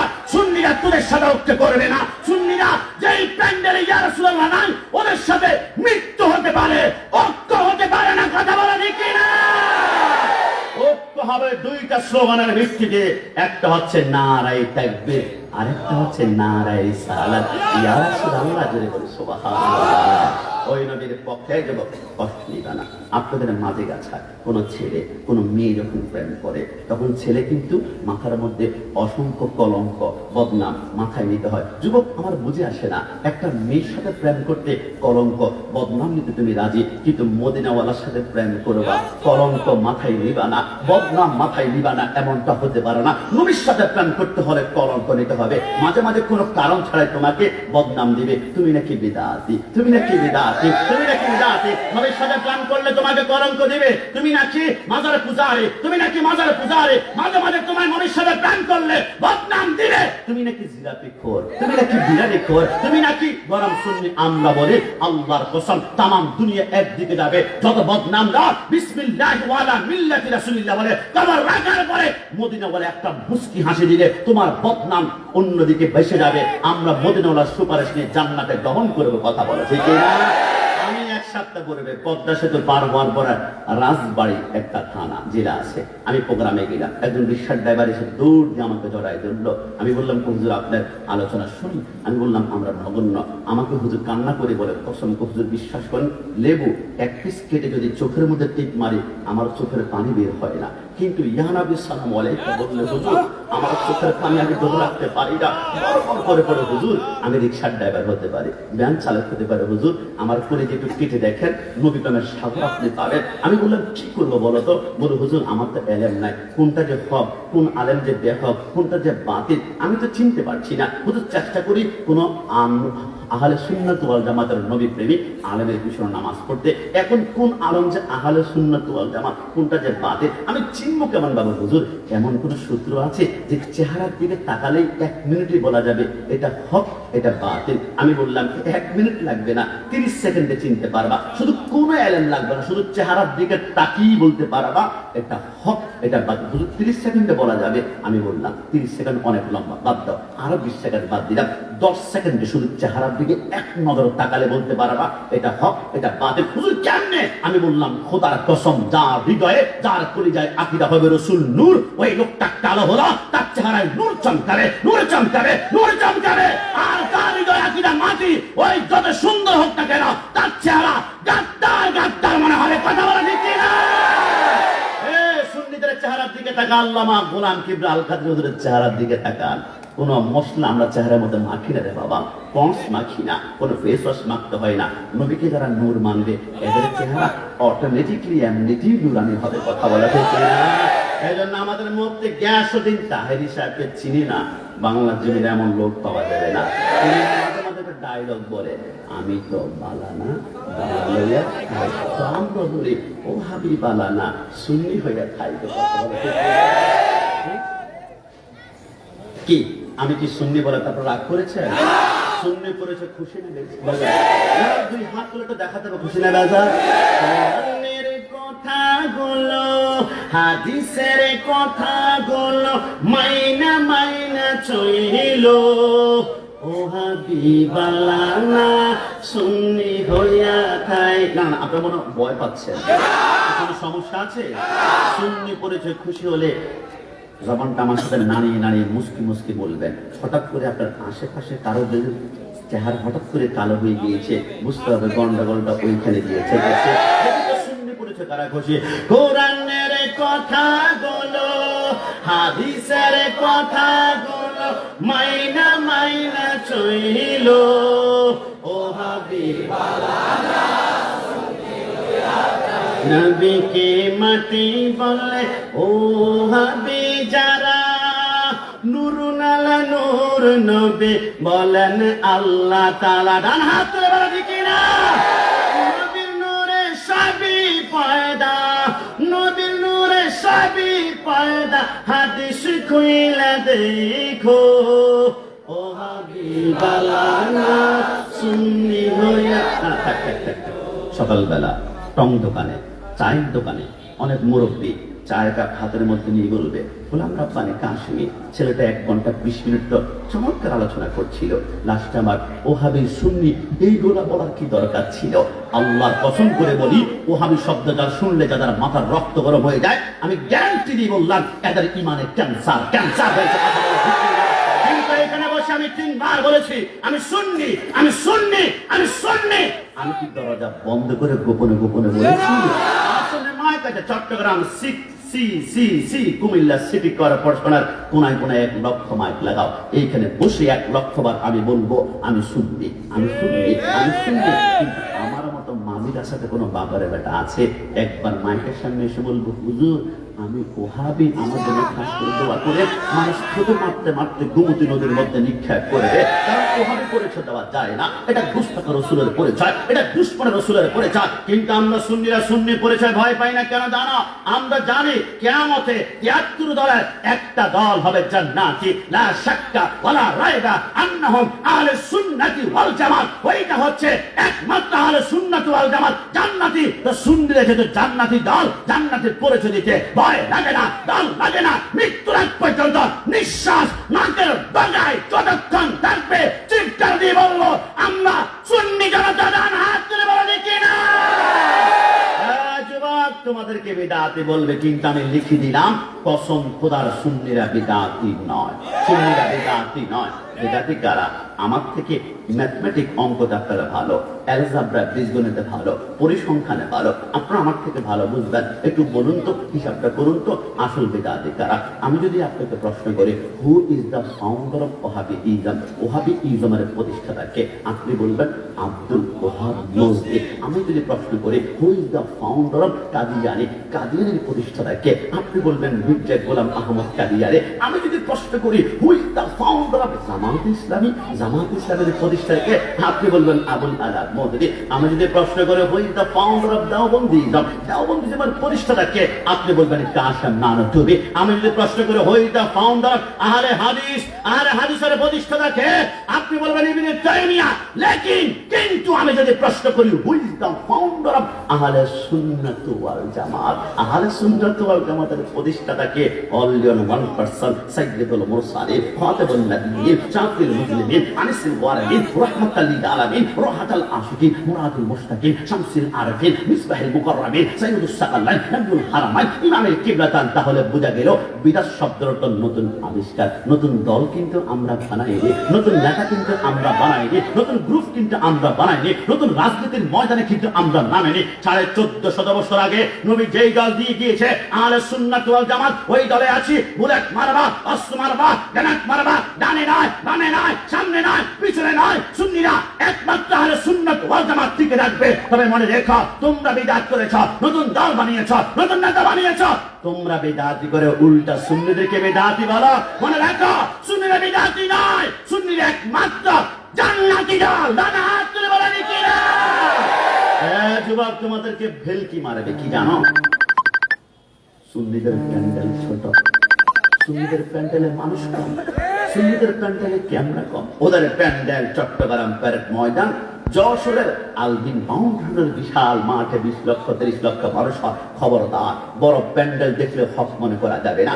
এমনটাই যদি হতো তাহলে কারবালার জমিনে ইয়াজিদ বাহিনীর প্যান্ডেল ছিল 22,000 আর হুসাইনের প্যান্ডেল ছিল 72,000। তুমি যদি মনে করো ইয়াজিদ বাহিনীর প্যান্ডেল অনেক বড়, এটা মনে জান্নাতে ঢুকবা, নারুল্লাহিল মুকাদা জাহান্নামে ঢুকে গিয়েছ।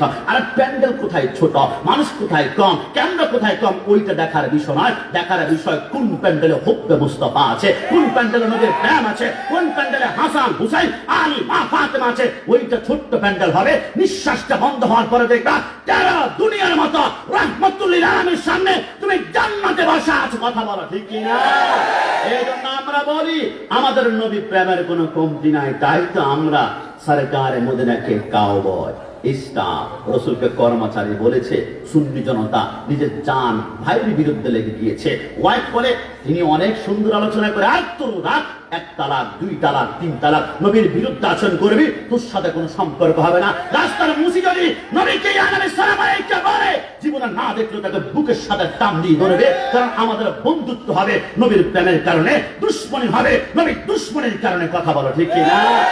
বিশ্বাস করেন আমার নবীকে কাউবয় বললে ঈমান থাকে না, কারণ যেখানে আল্লাহ স্পষ্ট বলেছেন লা তাকুলু রাইনা ওয়া কুলু উনজারনা, রাইনা রাসূলকে বলিও না, রাখাল বলিও না, কারণ সরকার মদিনার ব্যাপারে আমার আল্লাহ বলে লা তারফু আসওয়াতাকুম ফাওকা সাউতিন নবী, নবী কেমন ভাবে ডাকবা যাতে করে নবীর আওয়াজের উপর আওয়াজ নাই। এই যুবক ভাইরা কাউবয় বলা হয় তাকে, জানো যে ব্যক্তি গরু চড়ায়, কিন্তু আমার নবী তো কোনোদিন গরু চড়াননি, নাউজুবিল্লাহ। রাসূল মেষ ছড়িয়েছেন, দুইটা কারণে ছড়িয়েছেন। এক নম্বরে মেষ যখন একটা হাঁটা চলা শুরু করে, পিছন দিক থেকে মেষগুলা ধৈর্য সহকারে আস্তে আস্তে হাঁটে, ওইটা থেকে সবর ধৈর্যের শিক্ষা নেওয়া যায়। আর দুই নম্বর, রাসূল মেষ চড়িয়েছেন আরেকটি কারণে। আমার রাসূল বলে আমি মেষ চড়াইনি, বরং মেষকে আমি আমার মূল্যবান সম্পদ সময় দিয়ে আমি মেষকে অবশ্যই দামি করে দিয়েছি।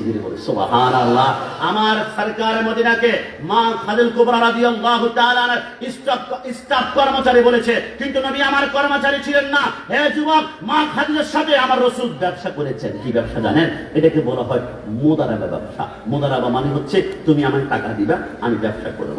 যতটুকু ব্যবসা হবে তুমি পার্সেন্টেজে তুমি একটা অংশ নিবা, আমাকে একটা অংশ নিবে। মা খাদিজা বলে রাসূল আপনি টাকা দিলে ব্যবসা করেন, যা লাভ হবে কিছু অংশ আপনি আমাকে দিবেন, আমি নিব। এটাকে শেয়ার ব্যবসা বলা হয়। আমার রাসূল শেয়ারিং করে ব্যবসা করেছিল, কিন্তু রাসূলকে স্টাফ বলেছে খবরদার, তোমরা কি জানো না ইউসুফ আলাইহিস সালাম যখন মিশরের বাজারে উঠেছিল, মিশরের মানুষ বলেছিল ইউসুফ গোলাম, ইউসুফ গোলাম। আমার আল্লাহ বলে একজন পয়গম্বরকে গোলাম বলেছে, আমি আল্লাহ বরদাস্ত করতে পারি না। তাই তো ইউসুফকে আমি মিশরের বাদশা বানিয়েছি। বাদশা বানানোর পরে আমি 7 বছর দুর্ভিক্ষ দিয়েছিলাম। দুর্ভিক্ষ দেওয়ার পরে মিশরের মানুষ বলে ইউসুফ খানা নাই, খানা দেন। ইউসুফ বলে ঘর দাও, ঘর বিক্রি করলো। 1 বছর গেল, ইউসুফ বলে খানা নাই। ইউসুফ বলে কি আছে তোমাদের, গরু দাও, গরু বিক্রি করলো। তোমাদের গাছপালা সব বিক্রি করলো। এবার মিশর রমণীরা বলে আমাদের কাছে আর কিছু নাই, কি আছে? সন্তান আছে। তাহলে সন্তান বিক্রি করে তোমরা খাওয়ানো। খাওয়ানো এবার আর 1 মাস বাকি আছে। বলে ইউসুফ কিছুই তো নাই, সব বিক্রি করে খাওয়া নিলাম। ইউসুফ আলাইহিস সালাম বলে এখনো তোমরা নিজেকে আমার কাছে বিক্রি করো নাই, নিজেকে বিক্রি করে খানা নাও। সবাই যখন ইউসুফের কাছে বিক্রি হয়ে গেল, আমার আল্লাহ বলে আমার ইউসুফকে তোরা গোলাম বলেছিলি, এখন ইউসুফের কাছে বিক্রি করে আমি তোদেরকে গোলাম বানিয়ে দিলাম। আমার কোন পয়গম্বরকে গোলাম শব্দ উচ্চারণ করেছ, আমি আল্লাহ বরদাস্ত করতে পারি নাই। তাই তো ওই পয়গম্বরের কাছে আমি আল্লাহ সবাইকে গোলাম বানিয়ে দিয়েছি। তো জবান করে বলে সুবহানাল্লাহ। সেইখানে ইউসুফের বেলায় গোলাম শব্দ বরদাস্ত করতে পারে না, সেইখানে আমার রাসূলকে কর্মচারী যারা বলেছে, এদের অন্তরে ঈমান কখনো থাকতে পারে? জবান করে বলেন পারে? একটু বাবা বয়স কত হবে কষ্ট না নিলে, বয়সটা কত হবে না, মানে 54 বছর বয়স।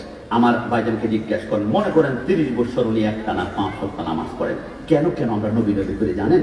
তিনিকে জিজ্ঞেস করলাম, তিনি বললেন 54 বছর বয়স। এনেকে জিজ্ঞেস করলাম 30 বছর 5 ওয়াক্ত নামাজ পড়েন, এত নামাজ পড়েছে, একটা সিজদা 100% কবুল হয়েছে, আপনি কি আমাকে গ্যারান্টি দিতে পারবেন? সম্ভব না, কারণ আল্লাহর নির্দেশ মানার চেষ্টা করছি আমরা। কবুল করার মালিক হচ্ছে আল্লাহ, কবুল করা আল্লাহ। আজকে থেকে নোট করে রাখেন, পৃথিবীর কোনো আমলের গ্যারান্টি নাই। কবুল হতেও পারে, না হতে পারে, হতেও পারে, না হতে পারে। তবে সৃষ্টি জগতে কোনো আমলের গ্যারান্টি নেই। একটা মাত্র আমল আছে, যেটা করবেন 1 সেকেন্ডের ভিতরে কবুল হয়ে যাবে। হুজুর আমি মার্ডার করেছি, জিনা করেছি, পাপ করেছি, সাগর পরিমাণ পাপ আছে, যত বড় পাপী আপনি হন না কেন, আপনার পাপ এক সাইডে থাকবে, আল্লাহ ওই আমলটা 100% কবুল করবে। আর ওটা হচ্ছে রাসূলুল্লাহর উপরে দুরূদ শরীফে জবান করে বলে সুবহানাল্লাহ। আমি অনেক গবেষণা করলাম, কি রে ভাই, দুনিয়ার কোন আমলের গ্যারান্টি নাই, কিন্তু রাসূলের উপরে দুরূদ শরীফ পড়লে 100% কবুল কেন? কারণ আমরা দুরূদ শরীফের প্রথমে কি পড়ি? আল্লাহুম্মা সাল্লি আলা। যত লম্বা দুরূদ শরীফ হোক না কেন, যত ছোট হোক না কেন, মাঝারি হোক না কেন, আল্লাহুম্মা সাল্লি আলা। সারা জীবন পড়েছেন, কখনো কি অর্থ জানার চেষ্টা করেছেন? আল্লাহুম্মা সাল্লি আলা অর্থ আল্লাহ আপনি নামাজ পড়েন না, আপনি রোজা রাখেন না, আপনি হজ করেন না, আসলে আল্লাহ আপনি করেনটা কি? আমার আল্লাহ বলে আমার কাজ হচ্ছে একটা, সল্লু আলাইহি ওয়া সাল্লিমু তাসলিমা। আমি আমার বন্ধুর উপরে দুরূদ ও সালাম প্রেরণ করে। তো আল্লাহ যেটা আপনার পবিত্র জবান দিয়ে পড়েন, এটা আমরা পারবো না, কারণ আমাদের জবান তো অপবিত্র। মিথ্যা বলেছি, হারাম খেয়েছি, সিগারেট করেছি, গালাগালি করেছি। আল্লাহ যেটা আপনার জবান দিয়ে পড়েন, এটা আমরা পারবো না, পারবো না, পারবো না, পারবো না। তখন আমরা কি বলি? আল্লাহুম্মা সাল্লি আলা। এর অর্থ আল্লাহ আমার পক্ষ থেকে আপনি নিজেই বন্ধুর উপর একবার দরুদ শরীফ পড়ে নিন না গো আল্লাহ, নিন না। কসম খোদার, এখন যদি আপনি একবার বলেন আল্লাহুম্মা সাল্লি আলা, সাথে সাথে আল্লাহ নিজেই আপনার পক্ষ থেকে বন্ধুর উপর একবার দরুদ শরীফ পড়বে, আর আল্লাহ জবান দিয়ে যেটা বের হবে এটা 100% কবুল হয়ে যাবে। যদি বলে সুবহানাল্লাহ। আপনারা কি মনে করেছেন রাত 2টা বাজে হুজুর বাচ্চা কান্না করে, হুজুর একটু পানি পড়া দেন, আমার স্ত্রী প্রেগন্যান্সিতে পেট ব্যথা, একটু পানি পড়া দেন? আপনি কি মনে করেছেন আমি পানি পড়া দিলে আল্লাহর ওলি হয়ে গেলাম, আপনার বাচ্চা সুস্থ হয়ে যাবে? আমরা এই পানির মধ্যে কয়েকটি আয়াত তেলাওয়াত করি, ওয়া নুনাজ্জিলু মিনাল কুরআনি মা হুয়া শিফাউ ওয়া রাহমাতুল লিল মুমিন।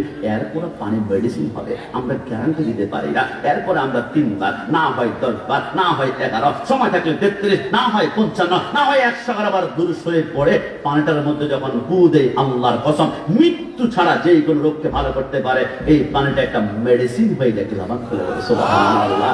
আমার যুবক ভাইরা, আমি কিছুদিন পূর্বে গিয়েছিলাম জাফলং 0 পয়েন্টে প্রোগ্রাম। একজন যুবক বলে, হুজুর 20 মিনিট আলোচনাতে আপনি নবী নবী নবী নবী নবী নবী। আমি বললাম তো কি বলতাম? বলে হুজুর নবী নবী না করে বেশি বেশি নামাজ নামাজ, বেশি বেশি নামাজ নামাজ। আমি বললাম তাই বেশি বেশি নামাজ করলে তুমি খুশি? বললো হ্যাঁ। আমি বললাম তাহলে লিখে রাখো, আল্লাহর কসম গোটা নামাজটাই হচ্ছে নবী নবী নবী নবী নবী নবী। হুজুর কি বলেন?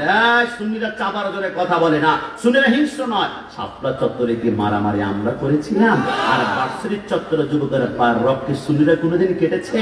কারণ যাদের অন্তর রাহমাতুল লিল আলামিনের রহমত আছে, রক্তাক্ত করতে পারে না, আগুন কোনোদিন জ্বালায় না। আমি বললাম দাঁড়া, গোটা নামাজটা যে নবী, আমি তোমাকে 2 মিনিটে প্রমাণ করবো। হুজুর কেমন নবী? আমি বললাম বলো। ফজর নামাজ কত রাকাত? হুজুর ফজর নামাজ তো 4 রাকাত। আমি বললাম একটু ভেঙে দাও তো কেমনে কেমনে? বলল হুজুর প্রথম 2 রাকাত সুন্নাত, এরপরে 2 রাকাত ফরজ। আমি বললাম তাহলে একটু মনে রাখতে হবে, সুন্নাত মানে নবী, ফরজ মানে আল্লাহ। সুন্নাত মানে নবী, ফরজ মানে আল্লাহ। ওগো আল্লাহ, আমি কাফির কোনো মতেই বুঝে আসে না, ফজর নামাজের সুন্নাত নবী কেন আগে আসবে? প্রথমত ফরজ আপনি আল্লাহ আগে আসবেন, তারপর সুন্নাত নবীতে পরে যাবে।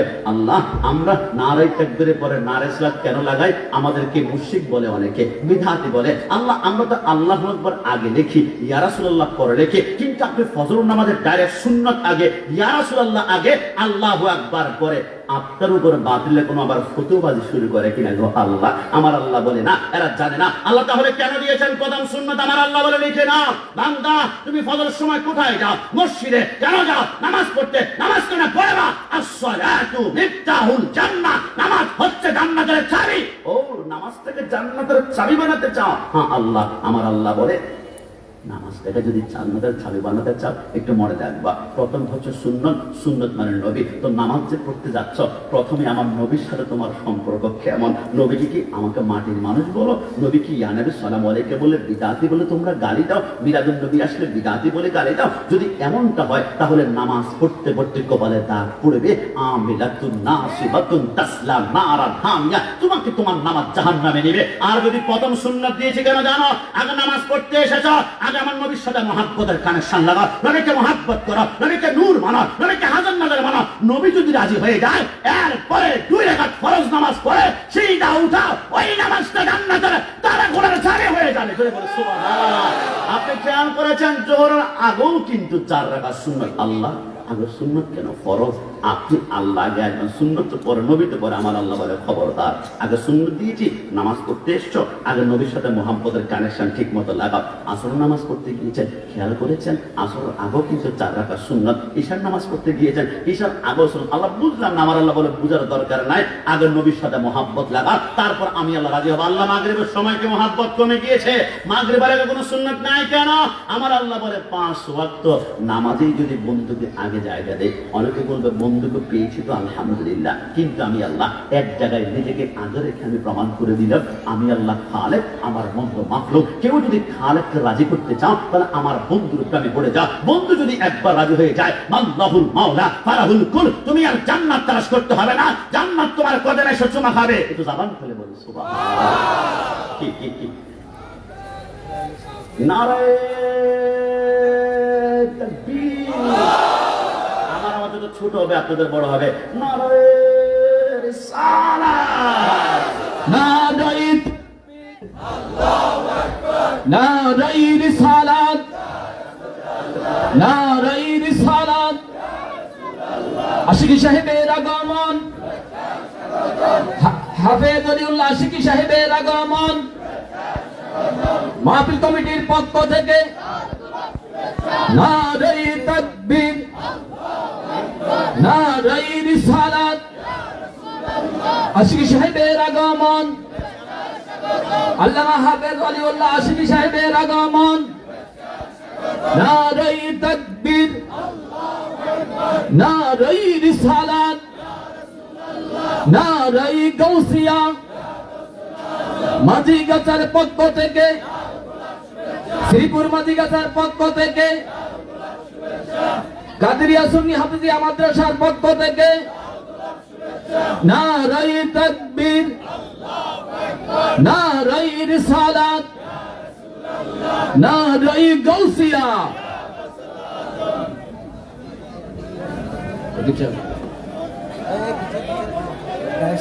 সবাই বসে যান, সবাই মেহেরবানি করে বসে যান, বসে যান। দয়া করে যারা মাঠের ভিতরে হুন্ডা ঢুকাইছেন আপনারা হুন্ডাগুলো একটু সরাই নিয়ে যান। মাঠের ভিতরে যারা আপনারা হুন্ডা ঢুকাইছেন দয়া করে হুন্ডাগুলো সরাই নিয়ে যান। মুসল্লিদের দাঁড়াইতে অসুবিধা হয়, বসতে অসুবিধা হয়। সবাই সবাই হ্যালো, সবাই জবান খুলে বলি মারহাবা। আরেকটু ভলিউম বাড়িয়ে বলি মারহাবা। এবার ভলিউম 100% কে, আর ডান হাত তুলে বলে মারহাবা।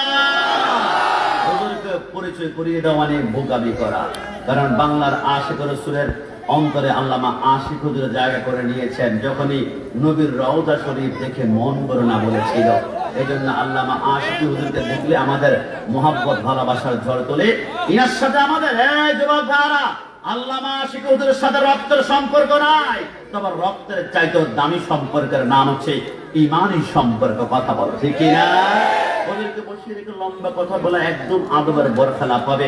ছোট্ট করে আমি কি 2 মিনিট কথা বলতে আপনাদের কষ্ট হয়ে যাবে? হুজুর থেকে পারমিশন নিয়েছি, অনুমতি পেয়েছি, তো 2 মিনিটে এতটুকুই বলি। আমি সর্বশেষ বলতে চাই আপনাদের সামনে, আমি আজকে এই মাহফিলের আয়োজন কমিটির ভাই যারা আমাকে ফোন করেছিল, এরা প্রত্যেকে ভাই যুবক ছিল আর মুরব্বীদের পরামর্শ উপদেশের কারণে ভগবানটা হয়েছিল। আমি তো অবাক যে যুবকরা ইয়াবা, পেন্সি, ড্যান্ডি, গাঁজা, হিরোইন, মদের নেশায় আসক্ত থাকার কথা, এই যুবকরা আবার কোন নেশায় পড়ে গেল। খবরদার শুনে রাখো, দুনিয়ার সব নেশা তোমাদেরকে জাহান্নাম নিবে। 2টা নেশা তোমাদেরকে জান্নাতে নিবে। রাসূল বলে শাবুন নেশাই ফি ইবাদাতিল্লাহি তাআলা ওয়া মুহাব্বাতি রাসূলিল্লাহ। এটা হচ্ছে আল্লাহর ইবাদতের নেশা, রাসূলের মুহাব্বতের নেশা। ধরে বলি সুবহানাল্লাহ। এই জন্য মৃত্যুর আগ পর্যন্ত রাসূলের প্রেমে আল্লাহ আমাদেরকে কবুল করুক। সবাই জবান খুলে বলি আমিন। ওই রাসূলের শান আমাদের মৃত্যুর আগ পর্যন্ত কলবে জারি করুন। তাই আমরা সর্বশেষ বলি, দুনিয়ার সব আমরা ছাড়তে পারি, মদিনাওয়ালার প্রেম আমাদের হৃদয় থেকে আমরা সরাতে পারবো না। এই জন্য আমরা বলি, আরে রাসূলকে আমার আল্লাহ কেমন পাওয়ার দিয়েছেন। 1 মিনিট কল্পনা, এই বসো, 1 মিনিট কল্পনা করলে দেখবেন আল্লাহ পবিত্র কোরআনের প্রথমে আল্লাহর 99টা নাম দিয়েছেন। হুয়ার রাহমান, হুয়ার রাহিম, হুয়াল মালিক। আমার আল্লাহ বলে আমার 99 নাম থাকবে আর আমার বন্ধুর থাকবে না, এমনটা হতে পারে না। তাই তো আল্লাহ তার বন্ধুকে 99 নাম দিয়েছেন। আমার নবী আহমদ, আমার নবী হামেদ, আমার নবী মাহমুদ, আমার নবী কাসেম, আমার নবী আকিব, আমার নবী ফাতিহ, আমার নবী ফাতিল, আমার নবী হাসেদ, আমার নবী মাহি, আমার নবী দাঈ, আমার নবী সিরাজ, আমার নবী রশিদ, আমার নবী মুনীর, আমার নবী বশীর, আমার নবী নজির, আমার নবী হাদি, আমার নবী মাহদি, আমার নবী ইয়াসিন, আমার নবী তোহা, আমার নবী মুজাম্মিল, আমার নবী মুদাসসির, আমার নবী শফি, আমার নবী করিম, আমার নবী হালিম, আমার নবী হাবিব, আমার নবী মুস্তাফা, আমার নবী মুর্তজা, আমার নবী মুস্তাফা, আমার নবী মুখতার, আমার নবী নাসির, আমার নবী মনসুর, আমার নবী কায়েম, আমার নবী হাফিজ, আমার নবী শহীদ, আমার নবী আদিল, আমার নবী হাকিম, আমার নবী নূর, আমার নবী বুরহান, আমার নবী হুজ্জা, আমার নবী আত্তাহি, আমার নবী মুজি, আমার নবী মাসতুর, আমার নবী মাওয়াইজ, আমার নবী মাদানী, আমার নবী আরাবি, আমার নবী হাশিমি, আমার নবী তাহামি, আমার নবী হিজাজি, আমার নবী কুরাইশি, আমার নবী মাদানী, আমার নবী রাউফ, আমার নবী রহিম, আমার নবী ইয়াসিন, আমার নবী কারীম, আমার নবী জাওয়াদ, আমার নবী আউয়াল, আমার আমার নবী আখির, আমার নবী জাহির, আমার নবী বাতিন, আমার নবী ওয়ামা আরসালনাকা ইল্লা রাহমাতাল লিল আলামিন। লিখে রাখো, হারকে ইশকে মুস্তাফা সামানে উস্তে বাহার ওয়াবারদার গুসায় দামানস্ত কসম করে বলে দিয়ে যায়, কিয়ামতের ময়দানে মিলাদুন নবীর পক্ষে সুন্নিরা উঠবে, মিলাদুন নবীর বিরোধীরা কিয়ামতের ময়দানে উঠবে। আল্লাহর কসম, সবাই জান্নাত তালাশ করবে, জান্নাত তালাশ করবে, সুন্নিরা জান্নাত তালাশ করতে হবে না, হবে না, হবে না। আমি লিখিত দিলাম, কিয়ামতের ময়দানে জান্নাত নিজেই সুন্নিদেরকে তালাশ করবে না। হাত তুলে বলা কি না? ওই নবীর প্রেম মোহাব্বত নিয়ে মৃত্যুর আগ পর্যন্ত আল্লাহ আমাদেরকে কবুল করে। সবাই বলি আমিন। দো জাহাঁ মে খাদেমে আলে রাসূলুল্লাহ কর হযরত আলী রসুলে মুক্তাদা কি ওয়াস্তে। হুজুরকে পাশে বসে 2 দিন কথা বলে নিয়েছি, ক্ষমা। অনেক দিন পরে হুজুর অসুস্থের মধ্যখানে আমাদের দিলটা নরম হয়ে গিয়েছে। হুজুরের কণ্ঠের নাত রসুল আমাদের খোরাক। মাহফিলে বিভিন্ন আমাদের মাহফিল একটু সুন্দর করতে হলে মাঝে মাঝে হুজুরের কথা টান না দিলে মজ জমতে চায় না। এই খোরাকটা মধ্যখান দিয়ে অনেক গ্যাপ পড়ে গিয়েছে। আবার হুজুরকে আমরা পেয়েছি আমাদের মাঝে সুস্থ শরীর নিয়ে। রব্বুল আলামিন মৃত্যুর আগ পর্যন্ত দিনকে সুস্থ রাখুন। আমাদের হায়াত থেকে হুজুরের হায়াতে আল্লাহ বরকত দান করে। সবাই বলি আমিন। আর দেরি নয়, শুধু ছোট্ট ওই কথাটাই বলবো, গুলামানে মুস্তফা জান দেনে সে नहीं डरते, ये सर कट जाए ये रह जाए कुछ परवाह नहीं करते। अस्सलामु अलैकुम व रहमतुल्लाहि व बरकातुहू।